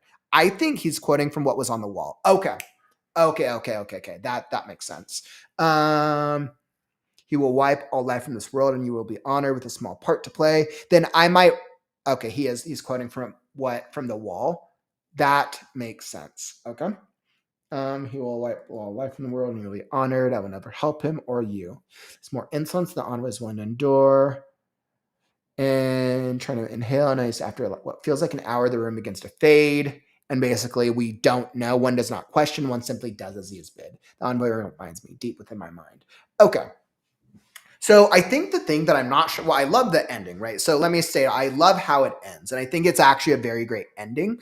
But I think when I pull back from the logistics side of it, indeed, they took the stars and laid them on the ground. So I think the one thing that I don't understand is why him? I don't think I understand that. And it could have been because I'm reading it in fragments. The hand that delivered you to me pulls the stars from the sky. One does not question, one simply does as he has bid. I don't actually know what that means, which is the same thing as a protagonist, right? Pulls the stars from the sky. What does that mean? Indeed, they took the stars and laid them on the ground. But then they found that the earth was a map of the heavens long before the foam washed across the sand. So they took the stars and laid them on the ground, but then they found the earth was a map of the heavens. Okay, so the earth is a map before the foam washed across the sand. Have you sailed upon the boat of millions of years? So have you sailed on Earth for millions of years? And I think that's what I'm trying to. I think that's what I'm trying to trying to understand. Because I get what you're doing, because I get like what this is basically the big reveal here. This is the reveal, and then this is the reader's supposed to have like, oh my goodness, it all makes sense now. But I think for me, I think I'm trying to understand it specifically, and I could have totally missed it. Gotcha. The true reason is because he said the magic words. Okay. You're totally big on people sort of being bewildered by the world building, which I think it is very bewildering. I think if it really is because he said the magic words, I would state that explicitly. Or I would have the protagonist who might not understand it. You could do it a couple ways. The protagonist, interiority. He thought back, remembering quoting those words. He looked at the wall, remembering quoting those words as he mumbled because of whatever words. And I'm thinking back to when it first started at the very beginning. I think I would just either reference that moment. So I would either reference that moment or do just some type of reminder. Only because for me this wasn't clear enough, but it could be super clear for somebody who's reading it from start to finish. So let's see. And then I shuddered there words on the sickening refrain. But overall, I like the vibe of it. I'll never help him or you. That one does not question, one simply does as he is bid. I hit the floor. And I think what's interesting is I want to know whether he is dead or alive. I want to know if he is dead or alive. But it's intentionally meant to be an ambiguous ending for us to wonder, is he dead or alive? Technically, this makes it feel like he's dead. And then there's nothing left. As blackness arose my sight, and then there's nothing left. But technically, recognizing that he hits the floor like a brick is insinuating that he still has consciousness. So therefore, he's probably alive. If this wasn't here, then I would say he is dead. but this says that he's conscious. One does not question, one simply does as he is bid. The envoy reminds me deep within my mind. So this suggests that he is alive. But I think it could be a little debated. But it's good ending. It's a good ending. One does not question, one simply does as he is bid. Now, the reason that he's sent into the state of unconscious, whatever it is because he asks a question.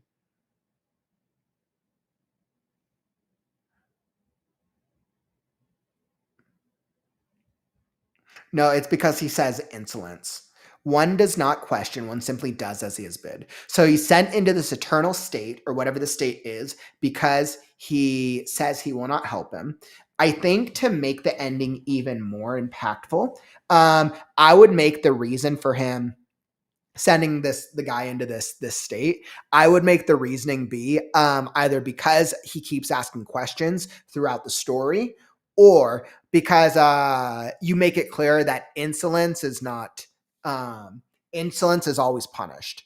Now we know that insolence was punished with the paramedic scene, right at this last moment, when Matthias is killed off, and the original police. I just don't remember if we know why they're killed off. I know we see the blood on the wall, but I don't know. Is it because of insolence? Is it because they were insolent and they didn't listen? Was maybe Matthias was offered the same deal, right? Help us or you're going to die. I think I would just make that clear so it makes his core character arc stronger, right? So that way our protagonist chooses to be insolent knowing the consequences, or knowing that there will be consequences. I think recognizing, I think if, because right here he says I will never help him or you, but he doesn't know what's going to happen.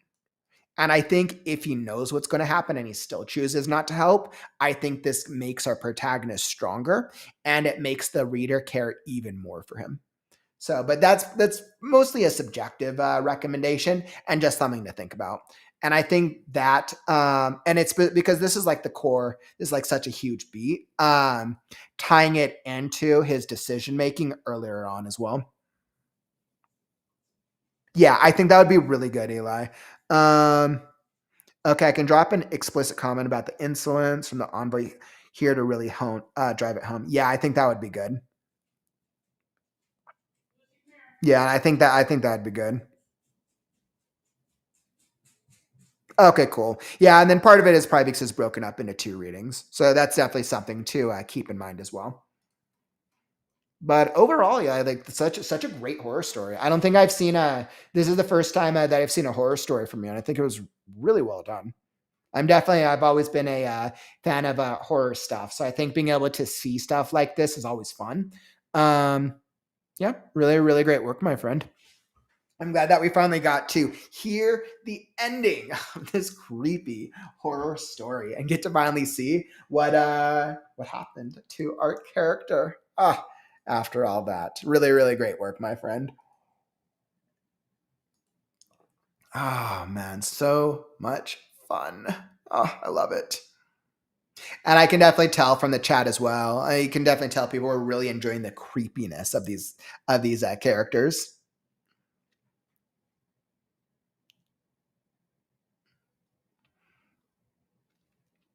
Awesome.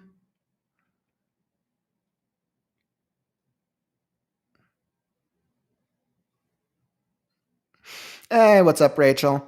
So Rachel, you asked a great question. So I saw you submitted. I don't usually give us an ETA, and here's why. Because I get so many story submissions. Generally, the amount of story submissions I get, every once in a while, we get about maybe it's 5, but the average I seem to see these days is about anywhere between 10 to 15 plus stories.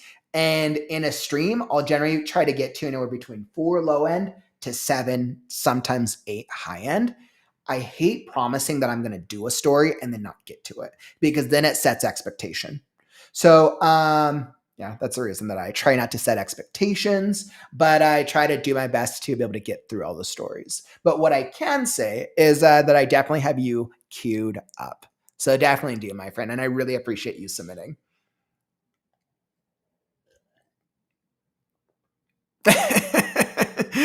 I've never had you recommend that I use more M dashes. don't get me wrong. I do think M dashes and ellipses and parentheses are great. Oh, by the way, you used the parentheses and that last speed. That was actually a really good use of parentheses, by the way.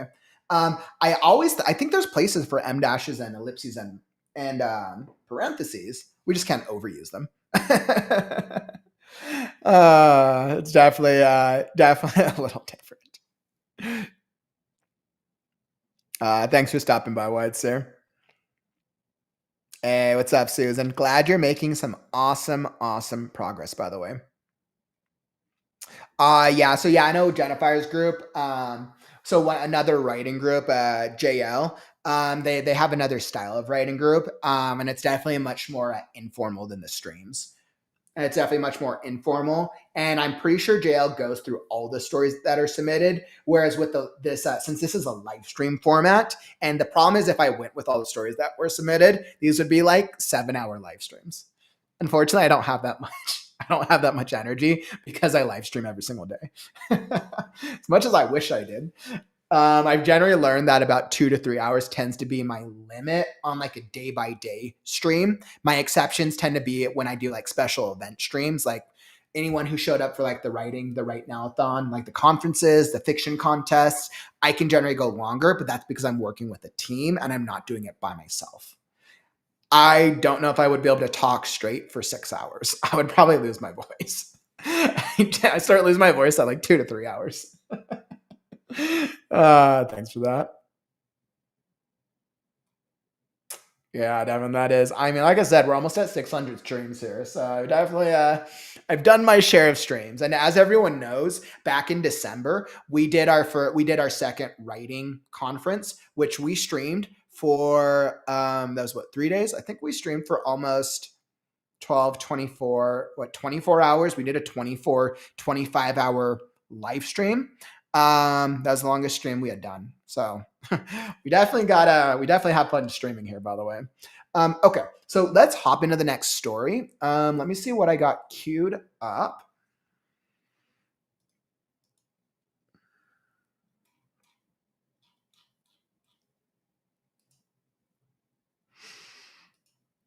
All right, and then bear with me just 1 second, my friends. All right, and let me see what I got queued up here. So,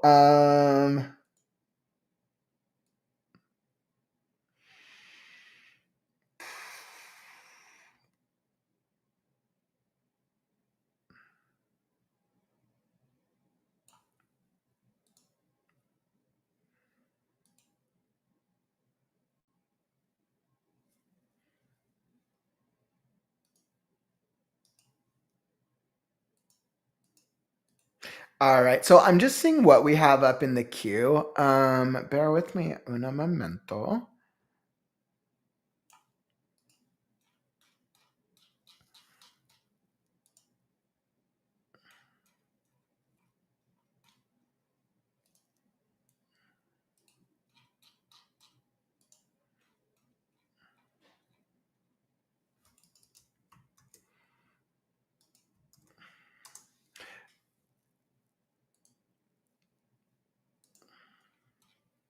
All right, and I think this would be a good one. So let's give me just a second. Bear with me as I am setting this up. Bear with me just 1 second, my friends. All right, and I think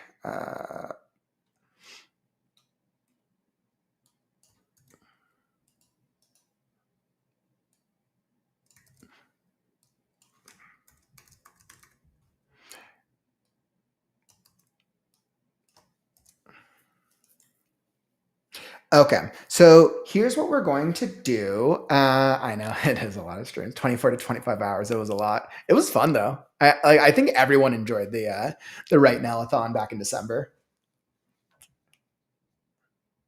Yeah, so Devin, this is actually a really, really great call out. So for anybody, so yeah, I mean, you actually beat me to it while I'm queuing up the next story. So for anybody who like, let's hear like, hey, I've submitted my story, I'm waiting.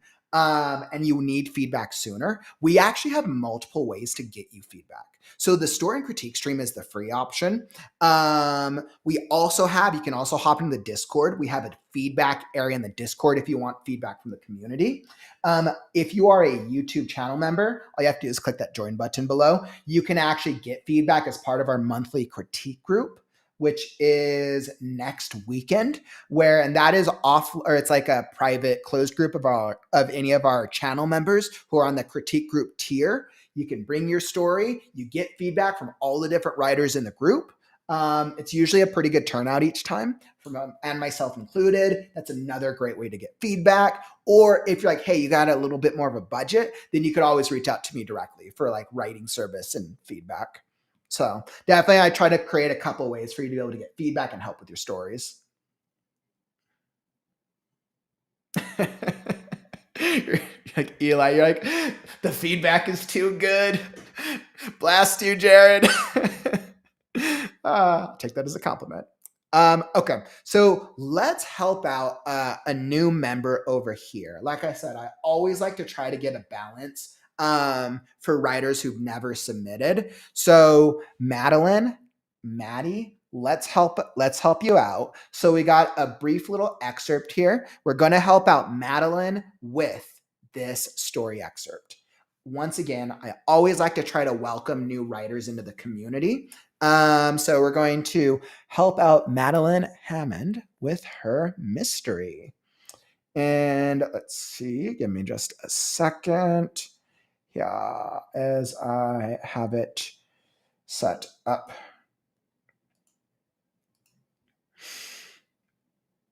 Okay, and I think I am good here. And we are going to make sure that this is all good. Perfect. It's like I don't think there's anything here. Awesome. And I know, by the way, I think we had shared, Maddelyn, that you're a very young writer. And first off, like really, really awesome. I think any time that we can emphasize a younger generation to write, like that is such a win. That is such a win. So let me cue this up. This is called The Empty Nest by Maddelyn Hammond. And let me pull up the details. And Mass Toaster, great question. Give me just a second. I'll pull up the details for you. Let me cue this up. Let's see. And we got here. All right, so we got that set up. And then let me pull up which do we got? All right, and then let me pull up the story info. So this is The Empty Nest. This is a mystery. And they're just looking for general feedback.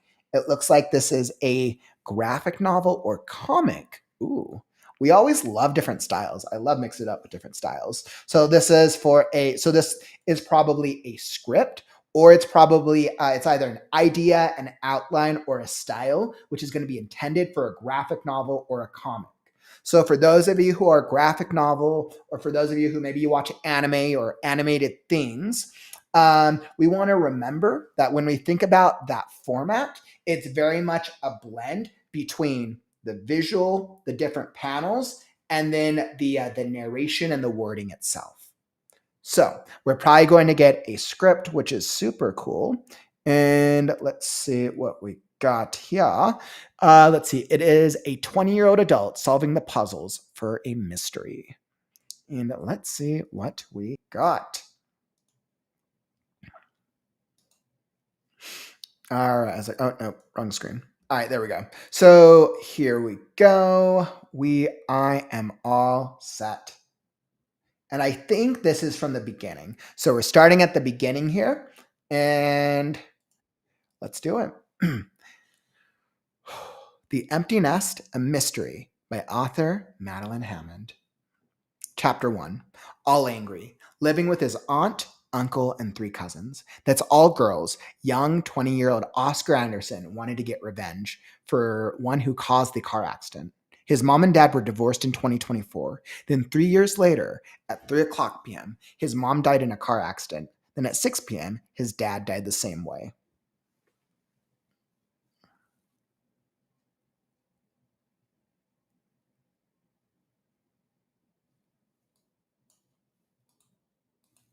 Chapter 2.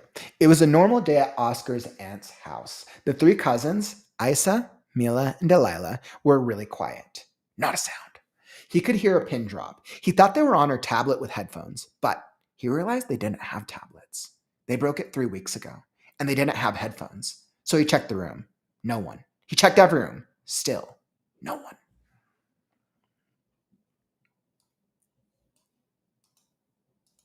Chapter 3. Oscar is panicking. His three cousins are missing, and his aunt and uncle are out for the month. He called 911 as his hands were shaking. The caller answered. Her name was Emily. Oscar started talking about Isa, Mila, and Delilah. Police came. They asked Oscar questions. Where was the last place you'd seen them? What did they look like? What were they wearing when the last time you've seen them? Etc. He answered them all.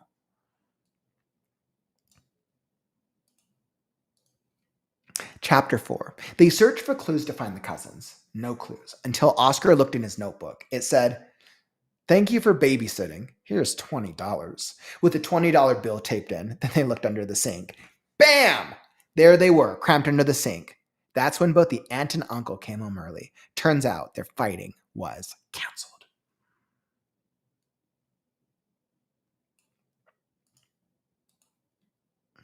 Chapter 4, I think chapter 5. Oscar, his aunt, and his uncle sat down on their 100-year-old couch. They asked, "Why didn't you babysit your cousins?" Oscar said, "Because you didn't tell me I was babysitting them. They thought they were playing hide and seek." After Oscar, his aunt, and uncle had a talk, they had a talk with the cousins. Turns out someone came and said they were playing hide and seek. Chapter 5.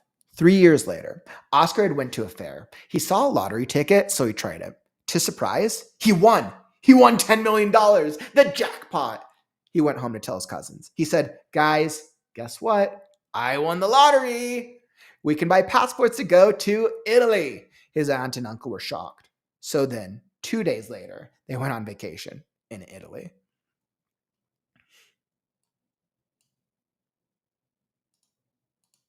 Chapter 6. Oscar was in Italy. He was eating a baguette while on a walk until he bumped into a woman. He said sorry, but the woman said, "It's okay, Oscar." Oscar was shocked. A woman knowing his name? Oscar asked, "How do you know my name, ma'am?" He asked. She replied, "I work for the police. I know everyone's name." Then Oscar asked, "Then what's your name?" She replied, "My name is Emily. I know what happened to your parents." Dun dun dun. Chapter 7. "You know about my parents' accident?" Oscar asked. Emily said, "Yes." "It wasn't a car accident." Oscar was shocked. "It wasn't a car accident." Emily said, "Two places killed them with a shotgun." Oscar was surprised. "A shotgun?" He asked Emily, "When did this happen?" Emily said, "At the same time as they said the accident happened." And end reading.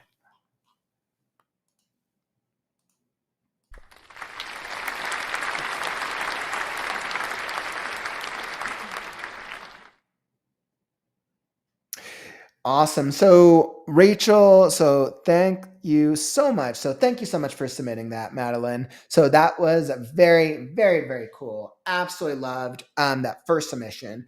It's so crazy. It reminds me of when I first started writing. Like you're really bringing me back, actually. By the way, so when I think about it from a structural, so I think there are some opportunities, obviously from grammar and style and structure, and that's all right because that's part of the learning process. When I pull back and I ask myself what's really working, and especially because you said this is for a graphic novel and your intent is for this, I'm asking myself like if I paired each of these story beats with with visuals or with different art styles, I think that would work out really well. I think you have the core for a sound story. And then next step is kind of cleaning up. Like, what does each story beat? What does it really look like? And making it clear. So I have a couple of recommendations for you. But I'm intrigued. This is very much a revenge story, right? About about a son going on a quest of revenge for his parents. I love that. Like I got the idea from when you survived books. I love that. Okay, so let's see what we got with this. So all angry, living with his aunt, uncle, and 3 cousins. That's all young girls. Oscar Anderson wanted to get revenge for who caused the car accident. His mom and dad were divorced in 2024. Then 3 years later at 3 p.m., his mom died in a car accident. Oof. Oh, yeah. So he wants to get revenge, which I think is actually a really, really good story to start with. So here's a good recommendation for style when framing this. So all angry. This is actually really good, right? Because this sets us up for Oscar Anderson. The only challenge is we have a little bit too much going on here because the all angry is lost here with Oscar Anderson. So I would actually start with, because we want our reader to care. We want our reader to feel what Oscar is feeling. So I would actually go like this. Oh, nope, that was not right. So I would actually go like this. All angry. You could all angry. That's fun. All angry. Oscar Anderson wanted to get revenge for who caused the car accident. Let's see. He lived while living with his aunt, uncle, and 3 cousins. That's all girls, young 20-something-year-olds. So actually, we could probably do this at the end. Let's go like this. I will go here. While living with his aunt, uncle, and 3 cousins. That's all girls. Young 20-year-old. All angry, Oscar Anderson wanted to get revenge for who caused the car accident. You could probably go here, a young boy living with his aunt, uncle, and 3 cousins. That's all girls, young 20-year-old. Perfect. We're just going to set that up a little cleaner. And then all angry, and this is really the meat of it. So I think this is actually good right here. So that's good from a story beat perspective. So we ask ourselves to story beat 1. We're introduced to Oscar Anderson. Now let's go story beat 2. It was a normal day at Oscar's house. You know what? I actually don't even think we need this here in the first one. I would say let's save the setup here. Let's keep this about Oscar Anderson so we can have the focus on the mom and the dad. And then if you want, you could probably give us a little bit more like foreshadowing of like, ooh, because you give us the times, which is cool. And I could totally picture this. Like this would be next to one story box right here. A picture of Oscar Anderson on his bed, really upset. Or maybe this is like the narrator, right? And we have like a graphic box of 3 years later at 3 p.m. Getting a car accident. Like I could see the times and the way you're framing it. So I think that can be done really well. And I could see this as 4 separate graphics boxes. Mm-hmm. Let's see. And then, so especially for graphic novels, something that I would recommend when doing screenplays. Now, there's a couple of different ways to form graphic. There's a couple of different ways to script for graphic novels, but I would think about next to each sentence, you want to ask yourself, what box do we want the reader to see? Now, if this was a story, this would be different. But if this is since this is intended to be for a graphic novel or comic, then the question we want to ask ourselves is, and you could frame this however you want, maybe like you go in bold, you'd be like, what image do I see here? There's so many different ways to format. Figure out something that just works for you. So then before every time there's a new image, you would do here, right? So I would go something like this. So what image do I see here? A young Latino boy listening to music on bed, right? And then what do I see here? 2024. Let's go here. What do I see? What image do I see here? The year 2024 in bright red blood, right? Maybe something like that. And then this is a really great way because you have the core idea down. Now you want to ask yourself, like, what are the images that would accompany each beat? This is a great way for scripting. When you think about like, okay, now what is the image that I want to see on the screen or on the page that accompanies the story? And then usually if you yourself know how to animate or draw, you do it yourself. If you don't, and especially for your age, what I'd recommend is find a friend, find somebody who really likes to draw and be like, yo, do you want to write a story together? They probably like drawing. So that would be my recommendation. Find somebody who might be interested in writing a story together. I think that'd be super cool. And then when I go into the story beats here, it's a normal day, the three cousins. So this is where I would set up the family. I think this is good. And then as a side note, with numbers under 10, you always want to spell it out. As a normal day at Oscar's aunt's house. The three cousins were really quiet, not a sound. He'd hear a pin drop. He thought they were on her tablet with headphones, but he realized they didn't have tablets. They broke it 3 weeks ago. How frustrating. Him and his younger cousins, and they didn't have headphones. So he checked their room, no one. He checked every room, still no one. This is good, right? So this sets us up in the present moment. This, I love the way you use development. You set up the first part. I love this. Now we're in the present moment with the aunt and his family. And then we go into chapter 3, right? He's panicking. His cousins are missing. He freaks out, right? And he's probably freaking out because his parents died in a car accident, right? You set that up. So he's probably gets really paranoid very easily. He calls 911. The caller answers. Oscar talking about, Oscar stated, talking that, let's see. So he called 911 as his hands were shaking. The caller answered. And he told her that he thinks they're missing. Oscar started talking about Mila, Isa, Mila, and Delilah.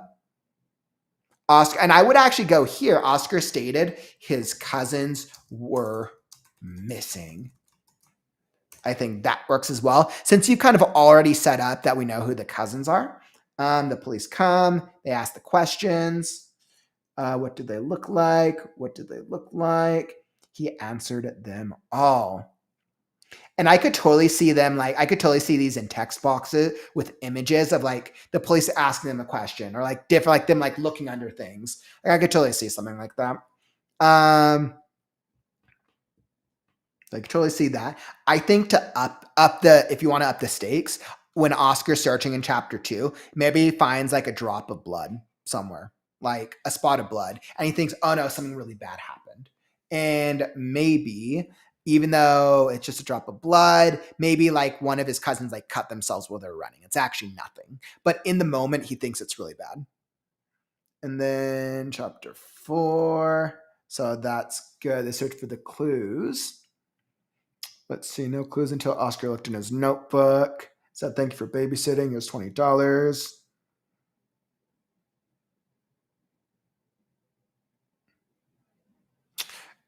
So they were playing hide and seek after all that. All three cousins under the sink. So Oscar is a little bit of a detective. Interesting. So basically, it was drawn out of proportion, right? So he blew it out of proportion because he's paranoid, right? Something really bad happened to his parents. Bam. There they were, cramped under the sink. So I think that can work. There they were cramped under the sink. And then I think you would just want to ask yourselves, like, what happened to the police? What happened? What happened to the police who were at the home?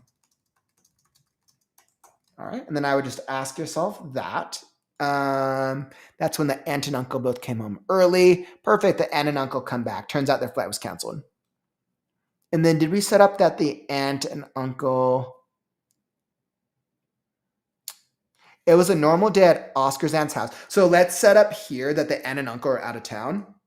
The aunt and uncle are out of town, right? So that way we know that there's no parents around. That's good. Oscar asked his aunt, so they get back home.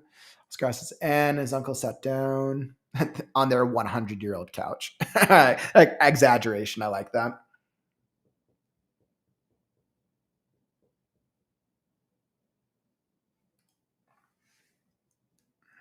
Okay, so when, just so you know, whenever someone says a new piece of dialogue, we always make sure that we indent, just so that way we don't lose the reader.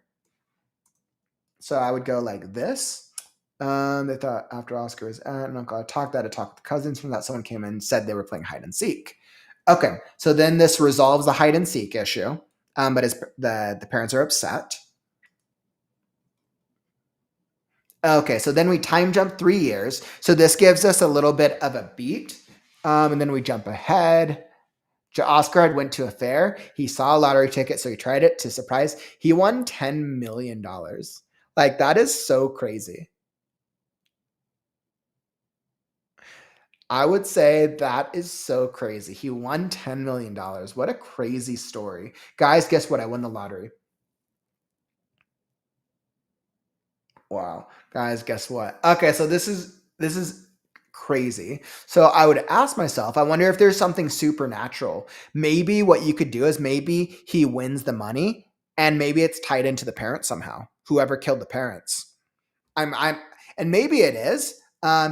He won $10 million, the jackpot, but he never noticed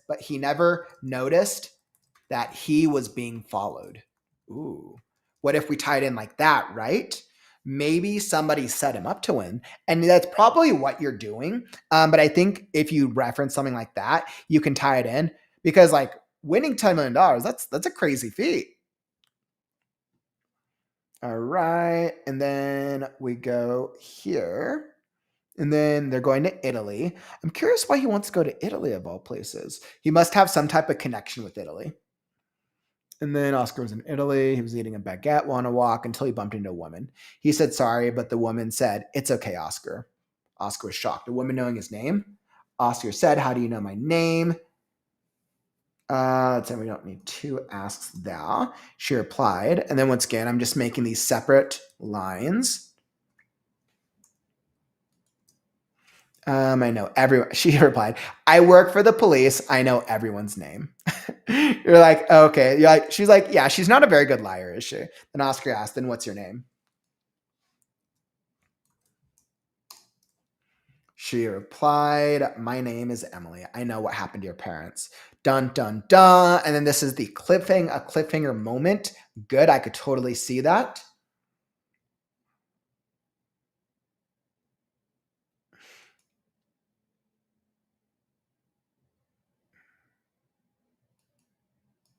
And Oscar doesn't know anything about Italian culture, so I think you could probably bend the line of believability there.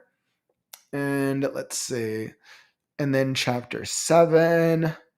Let's see. You know about my parents' accident? Oscar asked. Perfect. And then we get to finally learn more here. Emily said yes. It wasn't a car accident. Oscar was shocked. It wasn't a car accident. Emily said two places killed them with a shotgun. Oh my goodness. Oscar was surprised. A shotgun? He asked Emily, "When did this happen?" Emily said, at the same time as they said the accident happened. All right, so now we got the cliffhanger moment here. So I think this is a really good tie-in, and from like a story beat perspective, I think you're doing a really, really great job. So I think you have a really great setup for a story here, right? You have the kid whose parents were killed in a car accident, right? And then you have his annoying younger cousins and his aunt and uncle who he's supposed to be babysitting them. Um, I don't know if you need a skip, and I think this whole police thing can work. I think you just need to make it. It's really showing that he's supposed to have responsibility over them, and he doesn't. But he's all about being a detective, so this shows a good bit of detective work that he's really into. I think you can maybe play around with that of like chapter 4, like make him really look for clues. And then they're coming to the sink.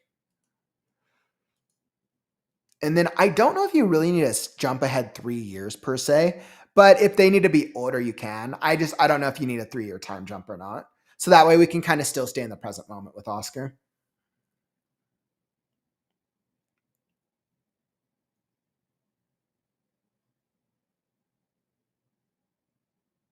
Perfect. And I think developmentally, I think that's all that I got for you. That is all that I got for you, my friend. So thank you so much for submitting. I think you should be so proud that you've embarked on writing your very first story. I think that's absolutely incredible. When I think about first stories, I think about where I was at, and my first story that I ever wrote, my parents bought me a create your own story set. I embarked on creating a retelling of the entire Super Mario franchise. I wrote a 20-part book series with stick figures and everything. It was great. I think your first goal should be just finish the story in its entirety. So write out all the chapters, because you can always go back and fix it. But I would say write out all the chapters until you get to the end, and then you can go back and fix it. And then, especially because you want it to be a graphic novel, I would say finish writing the chapters of just like the words of what's happening, and then you can kind of go back and add images, and or you can write out what images you want, and then you can kind of keep improving like that. And that's what I'd recommend. I think you're embarking on a really fun journey, and I think you're going to learn so much from the journey. So I really appreciate you submitting. Thank you so much. Yeah. And I mean, a lot of us, like sometimes, like some people start much later in life too. That's definitely happens to a lot of us.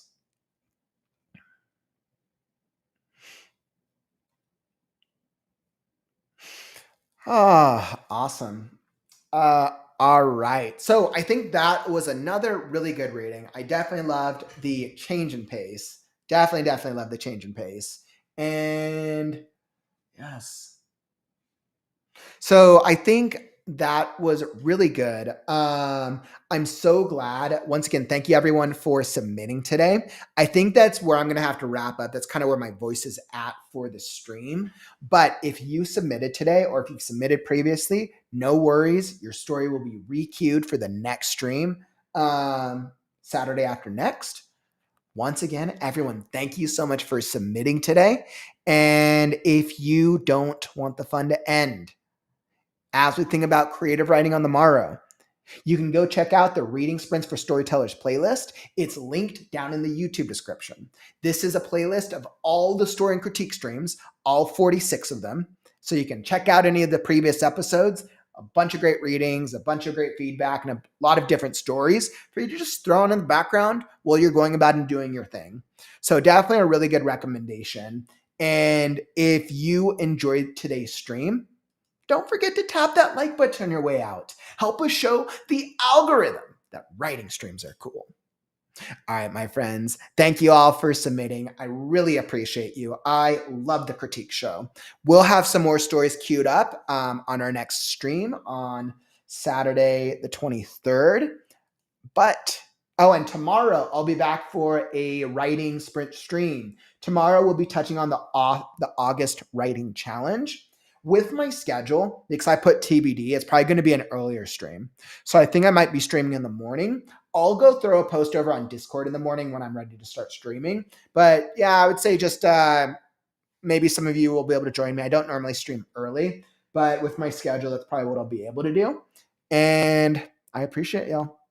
So everyone, thank you so much for joining me today. But unfortunately, that brings us to the end of the stream. Don't forget, words are wind, but stories are forever. I'm Kauffman, and I'll catch you on the morrow. Stay creative, writers.